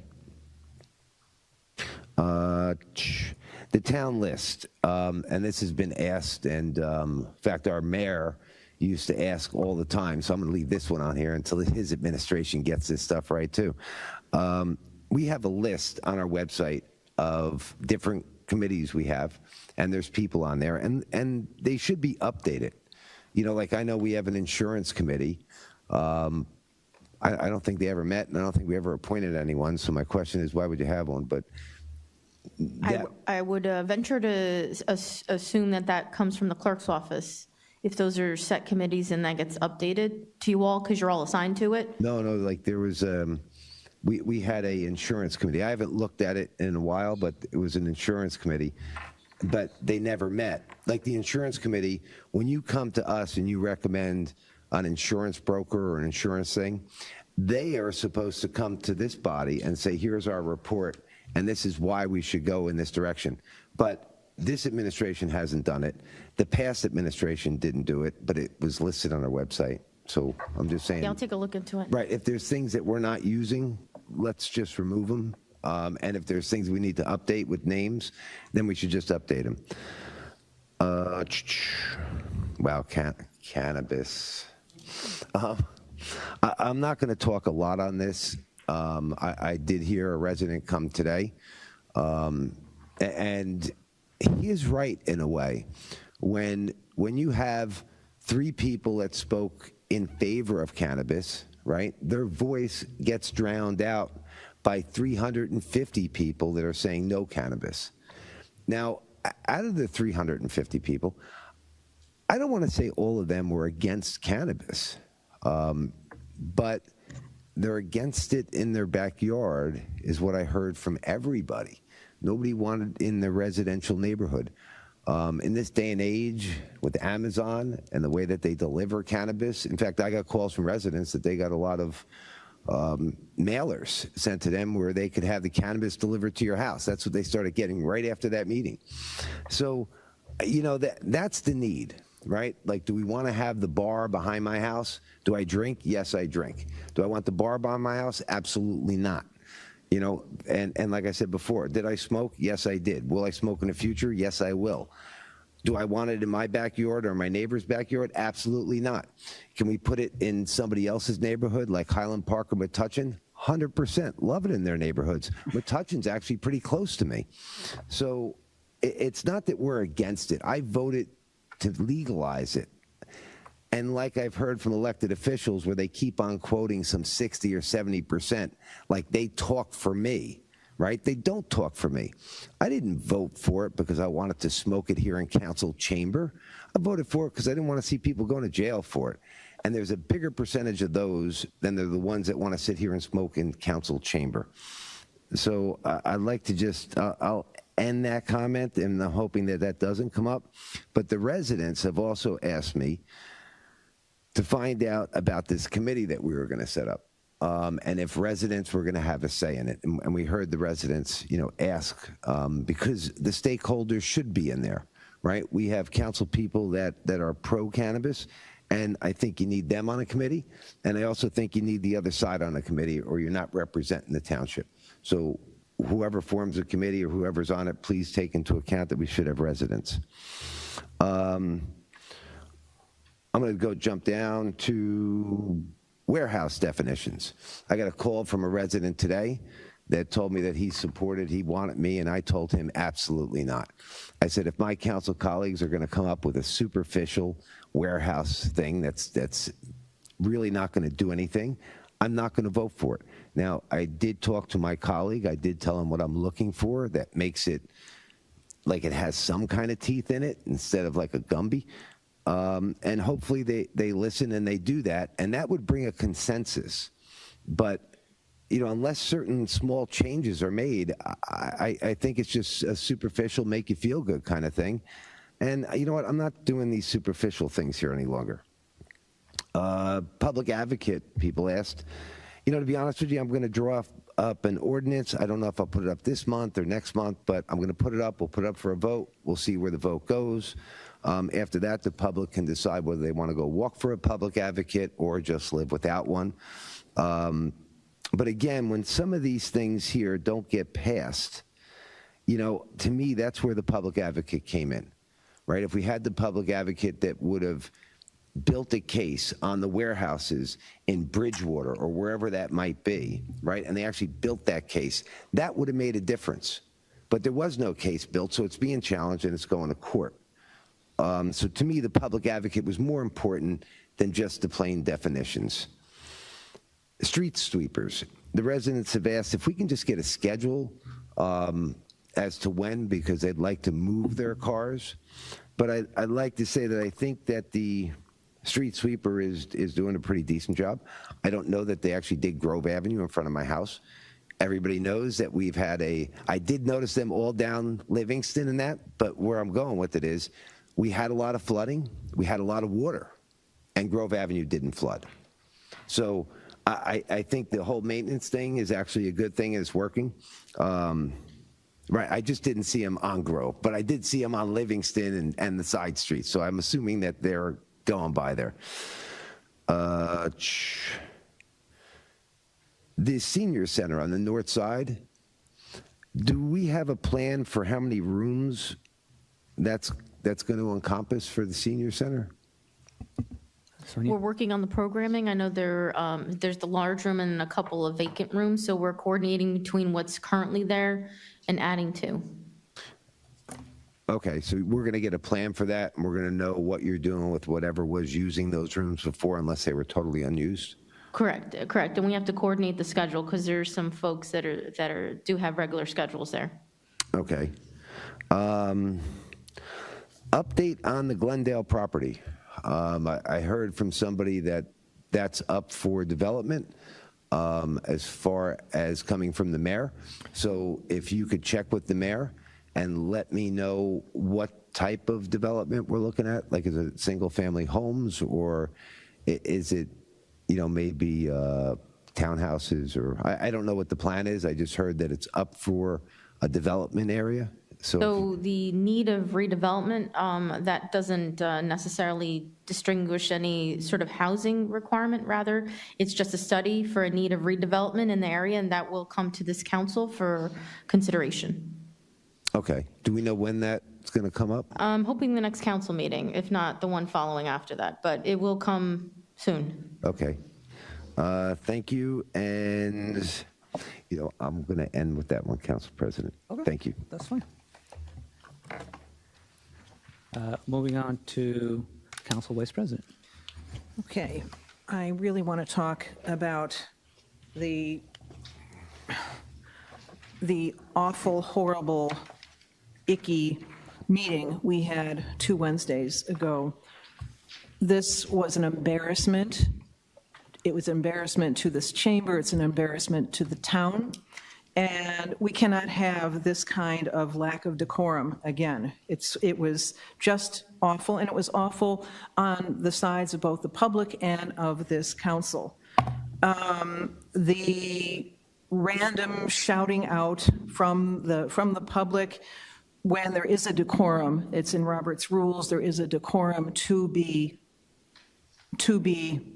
fulfilled, and that didn't happen. So one amendment I might address, because most of these people that were here normally don't come to council meetings. And so to a certain extent, they can be forgiven for not knowing what the decorum is.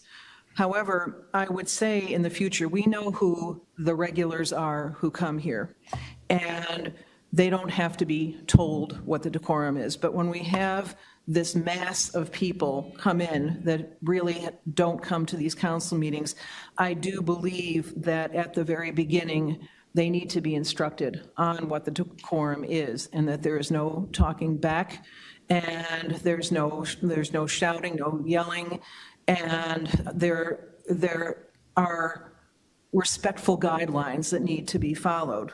Same goes for council members, and I've been guilty of maybe talking to whoever's sitting next to me. I've been guilty of that as well. But the disrespect and the constant going up and down to the bathroom several times, that's disrespectful to the public. And I would say this if Councilman Coyle were here, but he's not here, and so maybe he can see this when he watches the meeting. The disrespect that Councilman Coyle has shown to the residents is something that I am very disappointed in. His talking back to, and the Councilwoman Ship Freeman was absolutely right. There's no call for that kind of talking back to her. She's a respected former public servant, and she's a respected member of the public. And Councilman Coyle did this with her, has done this with Joel Bassoff, has done this with people who come here and attend and want to speak their piece. And I'm hoping that Councilman Coyle will take note of what I'm saying right now and abandon this kind of practice. So I'm really, really hoping that we never see the likes of what happened in that council meeting 2 weeks ago again, because it was disgraceful. So that's what I want to say on that.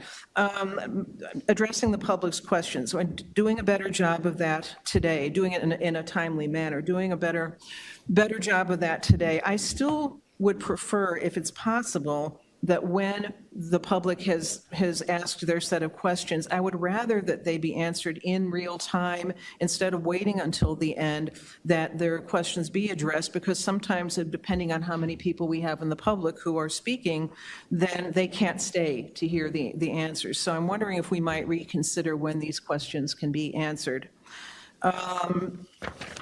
I'd asked about the splash park. It was an update on the splash park with regard to any way that it could be, the water could be recirculated with a filter and save water, save the expense of water from the township. What I was told, and Sonia, you can just clarify again for me, that it would be too expensive to install such a system. It actually would be cheaper to have the water just coming in fresh. And do I have that right? Correct, because of the cost of the chemicals and having folks certified to have the proper filtration carry through. Mm-hmm. Okay, all right. I'm hoping at some point in the future, it might be possible to convert to some kind of recirculation and filtered system if the cost comes down in some way, or there's other technology. Lastly, update on the budget, and I was told that the budget is going to be presented on is it the first meeting in April, did you say? Yes. Okay, all right, very good. So those are questions that were answered, but I really want us to pay particular heed to the issue of decorum and answering the public's questions in a timely manner. Thank you, Council President. Thank you, Vice President. Councilman Patel. Thank you, Council President. I'll start with easy one. The tree ordinance, this is probably third or fourth meeting after we settled the lawsuit, and I was told that we will get it next council meeting. Here we go, we are here. So can I? Additional questions? No, I need the updated tree ordinance that we spoke several times, and I was told that you will have it in a week or 2 weeks. So let me take a question back. Are we planning to amend the tree ordinance in favor of the residents in lieu of what we agreed backdoor? So I think I've addressed it a couple of times tonight, but that's so that it's clear. What has been requested is an amendment to the cost for the contribution to the tree fund portion of the ordinance. For the average Edison resident, the application fee is $25 for the removal of a tree from their property. And unless you're removing more than 25% of the trees from your property, that's all you'll pay. If you're paying more than that and are unable to replant any of the trees that you're removing on different parts of the property, and you choose to contribute to the tree ordinance, that's when the tree contribution fund comes in. And that's not even an automatic. That needs to be approved by the reviewing committee to allow you to do so. So the vast majority of residents who are looking to take down a single tree or 2 trees on their property, that's not going to factor in. The change to that has been done, as I addressed with Councilman Brescher earlier.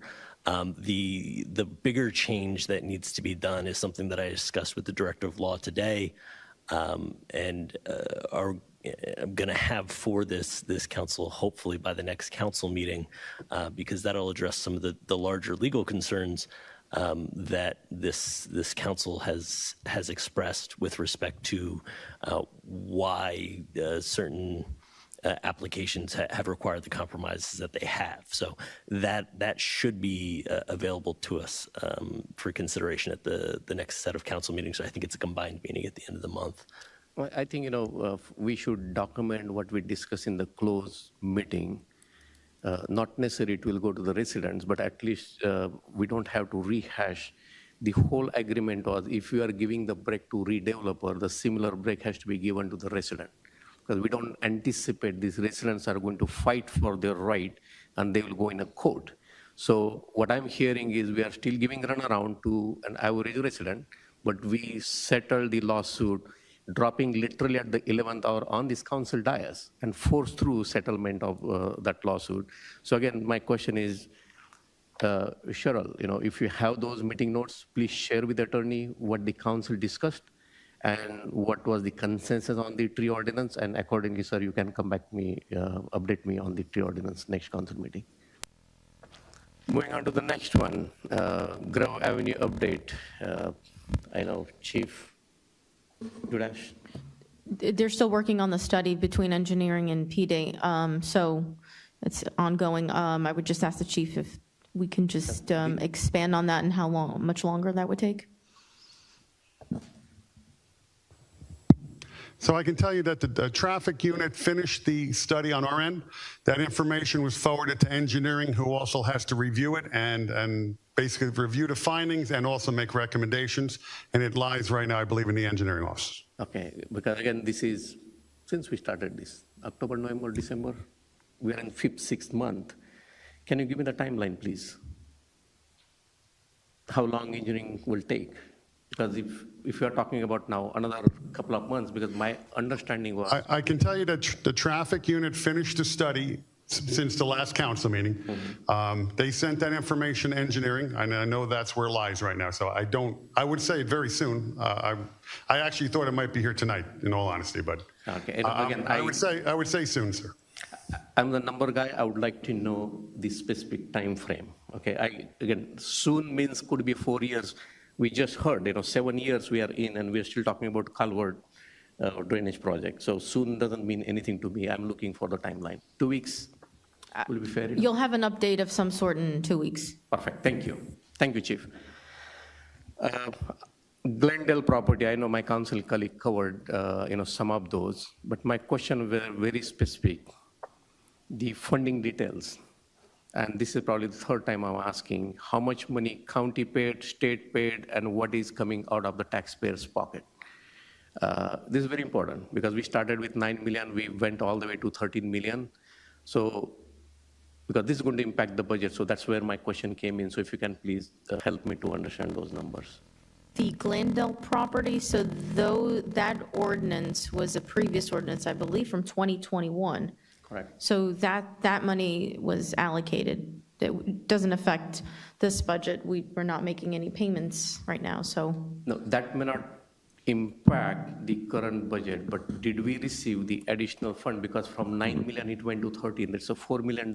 Somewhere that money has to come. No, it was 12 million, and the ordinance itself covered that entire amount. See, ordinance, but again, the ordinance is talking about the capital allocation towards the project, right? That is not necessary. The whole money will be spent in the acquisition of the land. There are other costs around that. My question is, did we get, because back then I heard, I was on the council, that there will be $3 to $4 million will receive from the county. Did we receive any money? Again, I just need a black and white. If we I'm not aware of any additional funding we've received from county or state grants. Okay, so all this $13 million, we are saying this will be borne by the taxpayers from the... No. Yeah, this is coming out of a capital ordinance. I'm sorry, there was just... At the end of the day, even if it is capital budget, it is taxpayers' money. Again, we are talking about the same thing. Thank you so I will take that out from this thing. Concept plan, my council colleague did ask, and you said this concept plan will come back to this council maybe in a couple of, maybe in April or something. Did I catch that correctly? Redevelopment plan of Glendale property. Well, we're hoping to have that at the next council meeting, as I had said to Councilman Brescher. Thank you. Cannabis, I will cover the last, but let me go to the next one is, and that's very important one, is council agenda and protocol. Again, my council colleague did cover that. The way I feel, look, this is my 9th year on the council. People are losing the respect of this dais. the way this council is behaving, the way we are conducting the meeting, the way we are interacting with the residents. And the reason I say that, we are here sitting on this dais because of the residents. If they are coming to the podium, we should be answering all their questions. If they don't know the protocol, we should be explaining those protocols, how these Monday meetings are conducted. So I would more or less, look at the attorney to step in, because my experience in the past was attorney, used to be more aggressive in controlling the meeting if council president was, either not willing or couldn't have done it.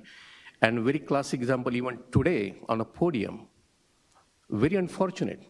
4 minutes, 3 minutes, we are listening, and a gentleman cursing our finest officer in the police department. This is not acceptable. I would have expected attorney to step in and stop him right away. Probably, he could have probably backed out in reusing the words, choice of the words, but we are letting this fall through. Tomorrow somebody will come and start cursing every single council member. What we are going to do? So we need to maintain the sanity and the importance of this council chamber. It's very important for us. The other aspect of running the council meeting, I understand, the reality is we want to rush through the agenda, get it done quicker. That's what I'm hearing. But work session meeting is our meeting, this council's meeting. It can go midnight, doesn't matter. This is for us to discuss. Anyone can bring, any council member should be able to bring any issue and should be able to discuss. The reason I completely disagree with this agenda, and I'm coming back to you and our clerk, when the council member is sending you the agenda in terms of the discussion item, they should be published as is. They are not. If I look at some of those line items, probably someone doesn't really need to look at the council meeting if those questions are clearly Glendale. I did ask about the funding detail, the concept plan. Had it been that question, I don't have to repeat that. So bullet items are fine. I know we are trying to save the space, but that's my request, that if you put probably all those questions that council member are asking, it will be helpful. My next biggest concern about this discussion item is, the council, you expect the council member to provide this by end of Wednesday, and after that, you don't entertain. However, the council agenda is published on Friday, and sometimes we get some of the resolution right here on the day of the work session meeting. How fair it is to the residents as well as to the council member? It's not fair at all. If that's the case, we should allow this council to add some of the discussion items. Like, for example, my council colleague doesn't have any line item, but if he wants to speak, he should be allowed to speak. Again, I don't expect that any council colleague will take an hour or 2 hours on the unplanned, but we should at least provide that opportunity for the council person to speak on this dais. My next one is the North Edison Library. I'm chasing this down. Again, if you watch the 2021 council meeting, we rushed through to get the state matching funds on this dais. I voted in favor of that when our mayor was a councilman sitting right at this location, this position. He asked, this council has to pass an emergency resolution to get the state matching fund. We did receive. Here go down 2.5 years now. We don't know. Where is our North Edison Library extension? I don't know, right? As a councilman, I'm trying to ask how much money we spend. I know this is not necessary, is the administration, but administration is very close to the library. You have the link to the library board. We are supposed to be working very close with the library and asking those questions to make sure that the expansion of the library happens. Unfortunately, I don't have it. I know, and I don't want to put my council on the spot, but next meeting, if you can please provide the financial details since 2022, since we received the matching grant, how much money we really spent in all aspects of especially for the North Edison expansion. I'm not looking in general, but that particular project is very important. Okay, Councilman, we have a library board meeting tomorrow night. So thank you. We'll do so. Thank Perfect. My next one is a traffic signal. This is the New Brunswick and Talmadge through Council Person. Thank you, Sonia. You did send me the old traffic study report. Probably that was dated 20, 30 years ago. the situation has been changed. There are more warehouses, more traffic, more residential, again, it's in a residential neighborhood. It's very hard. It really chokes the entire Talmadge and New Brunswick. Again, my ask was, what it will take for us to correct. Again, these are the very small things the taxpayers or the residents are asking. I don't know why it's a rocket science. Why can't we have our traffic unit go there and probably look at and correct the situation? It's going on forever. So can I get some update by next council meeting, please? Sure. Thank you. Next one, the pothole. Our DPW is wonderful. I know, Ray, you run the department very well, always take care of things. But my questions are not very specific to street or specific to pothole, but in terms of the process itself. Once the citizen request is posted, how long we anticipate, again, knowing the weather situation, what is our SLA? 2 days, 5 days, 10 days? So the severity of the pothole is the way in which we prioritize it. So depending on how severe the pothole, it would take immediate action. We usually go out immediately to take a look at it and see if, for overall purposes of road reconstruction, if it requires that. So again, that may not be an immediate thing, especially if there's a reconstruction portion to it. So if there's an imminent danger, DPW does go out and provide patching, and as you know, over on Talmadge, that's probably one of them, but those then, for future dates, are being dealt with differently. So it's prioritized in obviously the condition and for safety purposes. So, but they are usually dealt with on an immediate nature for safety reasons. Okay, have we allocated any funds towards that? Because there are some streets, probably they may not get on the paving list, but they are in serious need of patchwork. But if you don't do that, probably, again, that's where my question is, there a strategy, is there a fund allocated especially for that? Not necessary, because not necessary that our DPW will be able to patch those sections, and we can't wait for our paving program, engineering study, that will go forever, right? Understood. Right. Council President, if I could have Mr. Porio come up and explain.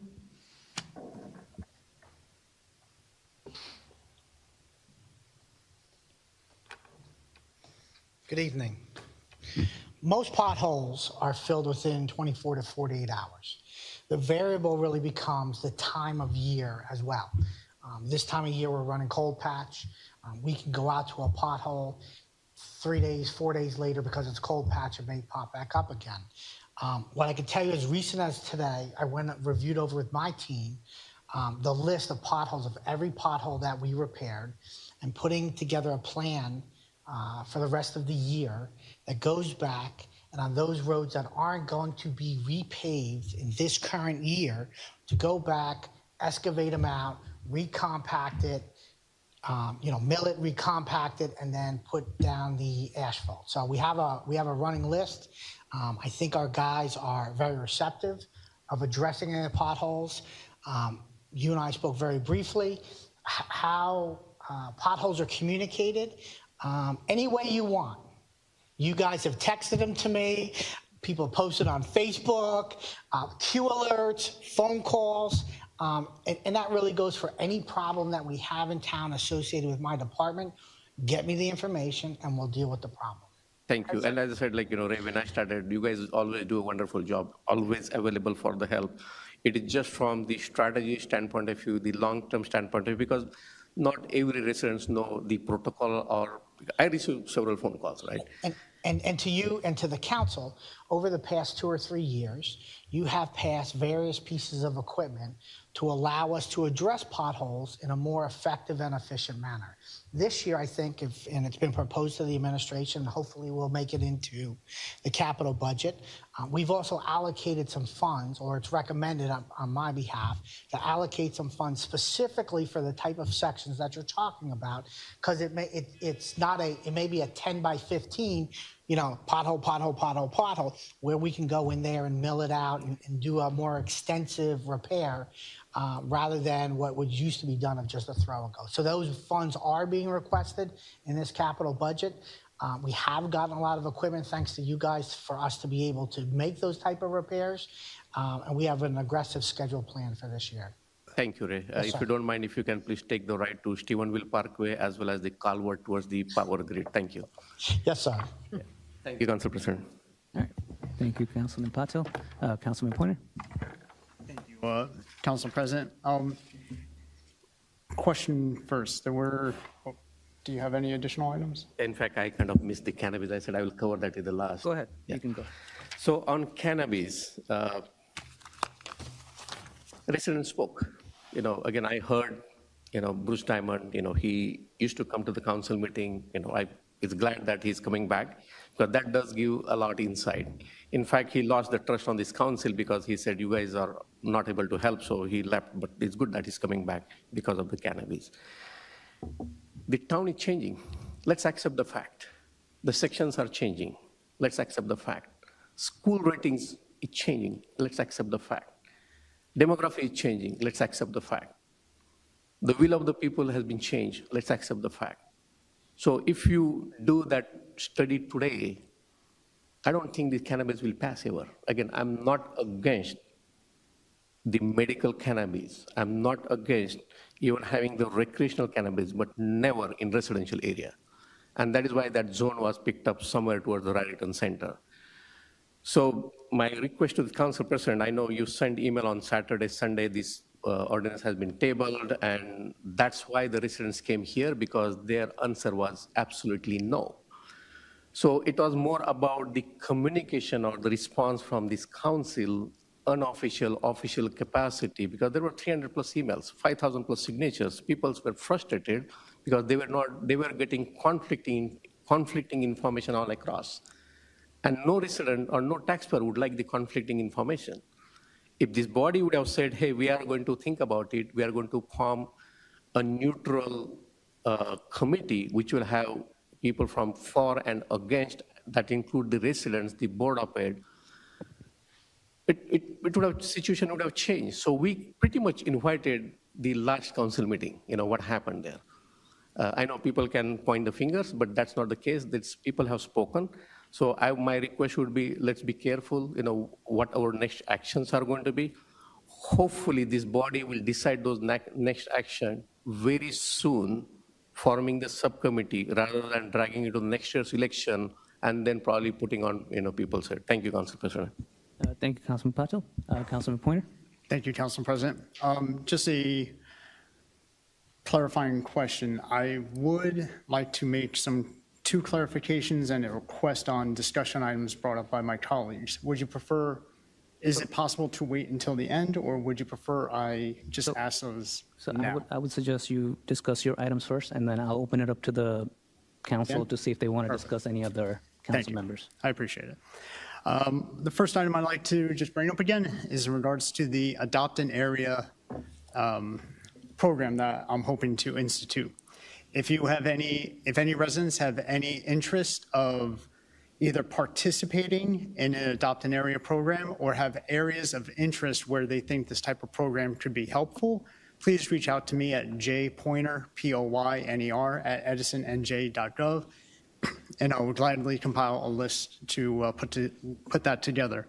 Likewise, the Environmental Commission will be having a table at the Earth Day event in April where residents can also provide feedback there. In regards to cleanups, there are two cleanups that I would just like to make residents aware of. The first is on Saturday, March 23rd. This is hosted by the Environmental Commission at Millbrook National Preserve. This is from 10 a.m. to 2 p.m. And on Saturday, April 20th, the Clara Barton Neighborhood Preservation Committee will be having a cleanup on Amboy Avenue. Pardon me. On the planning board, I'm looking to bring up potential ordinance changes. Today, I have three that I would like to bring to attention. First, EV parking and calculations. While the ordinance is well-intended, the incentive inclusion of electrical charging stations, there have been many demonstrations where this can be utilized as a loophole to meet parking quantity requirements based on the current 2-for-1 formula. So if you are deficient in parking, if you have electrical electrical charging stations, you get a 2-for-1 credit. This, while well-intended, may have unintended consequences because if you utilize that to meet your parking requirements, the question becomes, are you actually satisfying the parking need of whatever development goes there? I don't have the answer for this now, but it's something that I would like for the council to review and take into consideration going forward. Commercial building, solar. In 2021, Governor Murphy signed Assembly Bill A3352, which as of July 2022 requires that any warehouse 100,000 square feet or larger has to have 40% of its roof coverage applicable for solar installation. I have two questions for our legal if possible.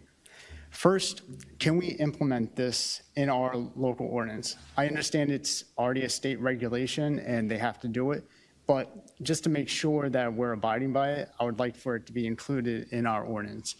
The second question that I have is, I understand that it's a state regulation. Does the municipality have the opportunity to have a stricter square footage allocation? And what I mean by that is, say right now the state regulation is 100,000 square feet. I may propose, hey, why don't we consider up to 50,000 square feet? Would that be something that we are able to do? And I suggest that because if you look at the development around town, a lot of the developments, particularly on the warehouses, are not going to be new warehouses. Edison is 95% built out. However, what they will be are additions to existing structures. So because they're not going to be primarily new structures, they would have less square footage that may be applicable. And that's why I bring this up. The third item is in regards to our municipal sign guidelines.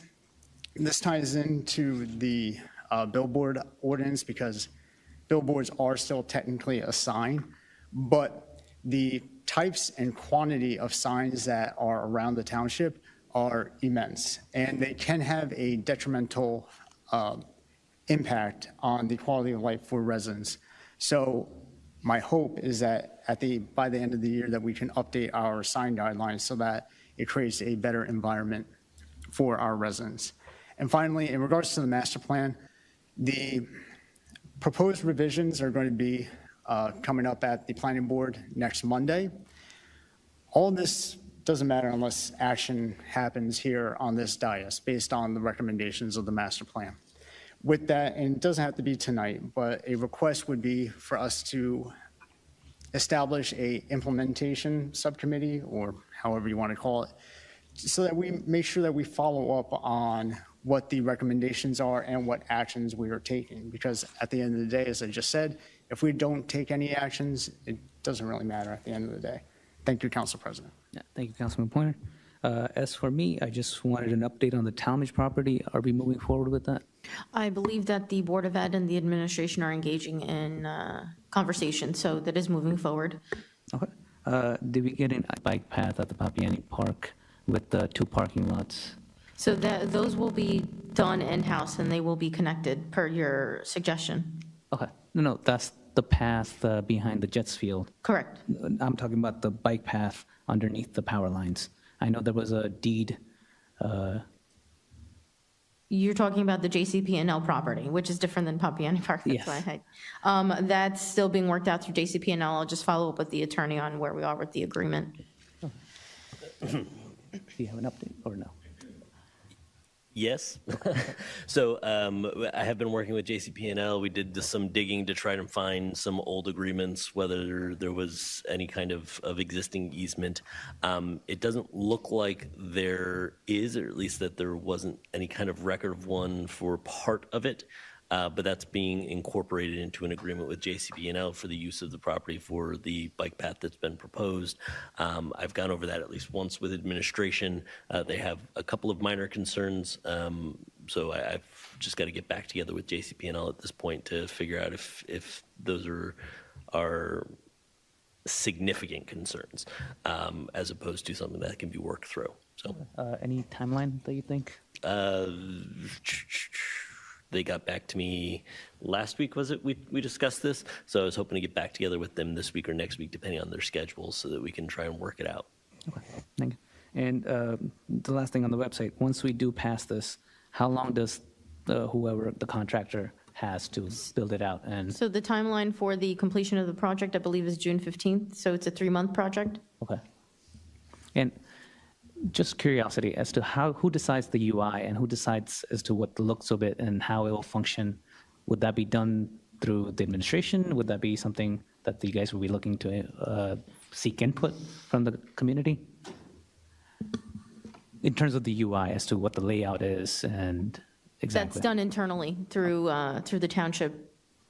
Okay, thank you. Now, as moving forward, I was going to announce this as the president's remarks, but I do want to allow other council members to speak to any discussion items that have been, because I think that was one of the concerns that we had, that someone wanted to speak to one of the topics that another council member brought up, and I think that's good for the discussions. So if anybody wants to speak to any other topics, they're more than free to. Council President, I actually had neglected on my report from the animal shelter. There was one point that I forgot to add. I don't know if I can, it has to do with the scheduling of future meetings. Okay, go ahead. That's fine. Yeah, so what I forgot to add. So we have decided that future meetings are going to occur quarterly. The next one is going to be on Tuesday, June 4th at noon. However, we will receive monthly reports on all of the points that I said above that have to do with how many adoptions there were in a given month, the current shelter population, what's going on with the foster program and volunteers, what's going on with the facility, how many parvo, feline, and euthanizations, and upcoming events. So I will get that report. I think the three of us on this subcommittee will get the report monthly, and so we will present that information monthly. But the next actual meeting is not until Tuesday, June 4th at noon. Thank you very much. Yeah, thank you, Vice President. Any council that wants to speak to? Councilman Brescher? Yes, my only comment was, we were talking about the decorum in this room, and my colleague, I guess, was upset about the public. I believe that they don't understand what the public, why they were so upset. The public was upset at that cannabis meeting because they felt that this body as a whole, were listening to them. Right, this body was moving to table an ordinance that had the potential to come up a little sooner than if we just would have voted no, because I've heard from some of my other colleagues that said we were going to revise it. So if you're going to revise it, there is no need to table, not at all. You vote no, and then you revise it, and then you come back with the new revised portion. So if that was the intent, it should not have been tried to have been pushing to table it, because that made the residents uneasy, right? They wanted to see just a no vote. That's what we heard, okay? But we were continuing to try and table it.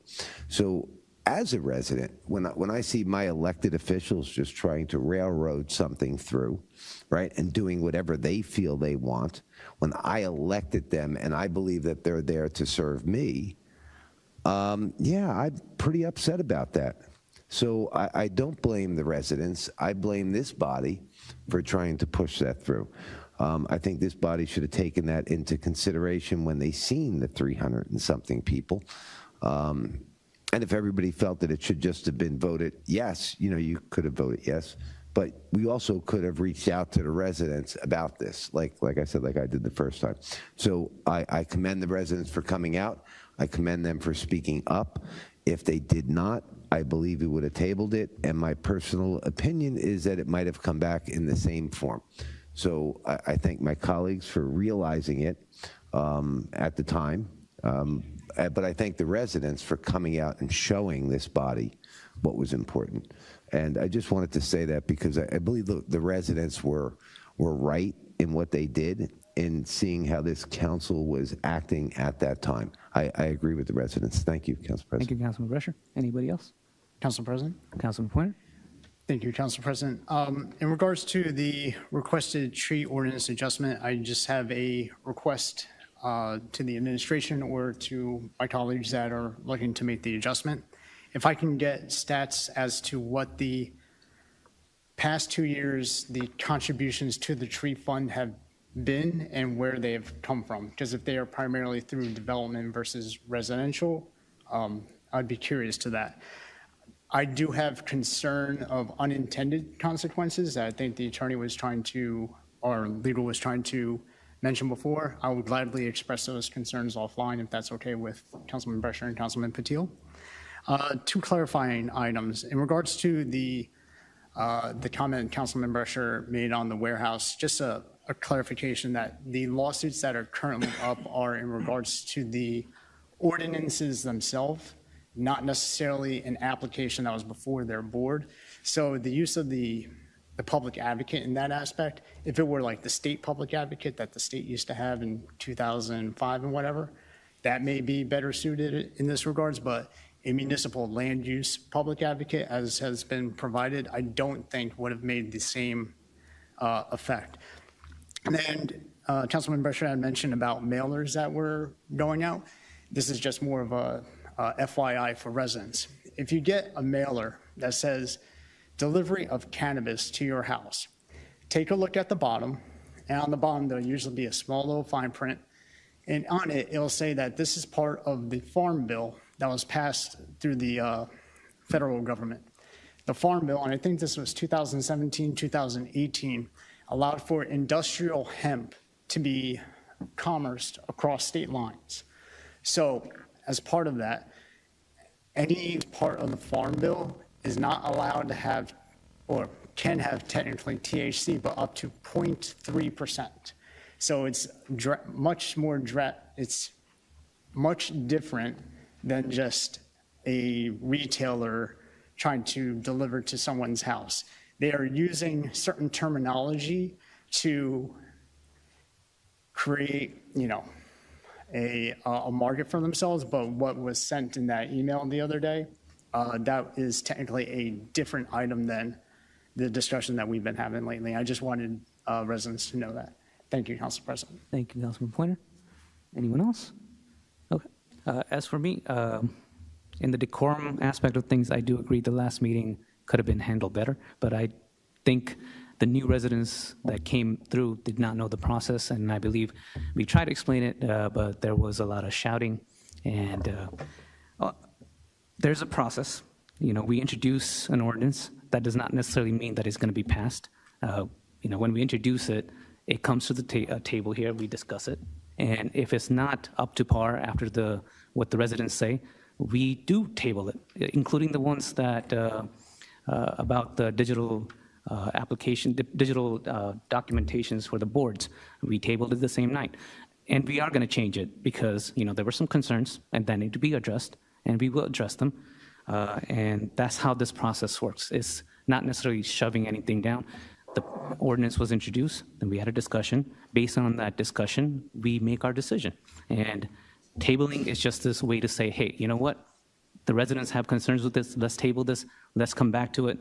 If we don't need to come back to it, if there's a change of mind, we don't come back, and that is fine.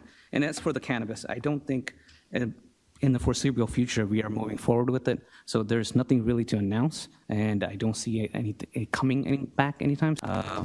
Also, I believe it is my responsibility to explain to the public what is a good decorum.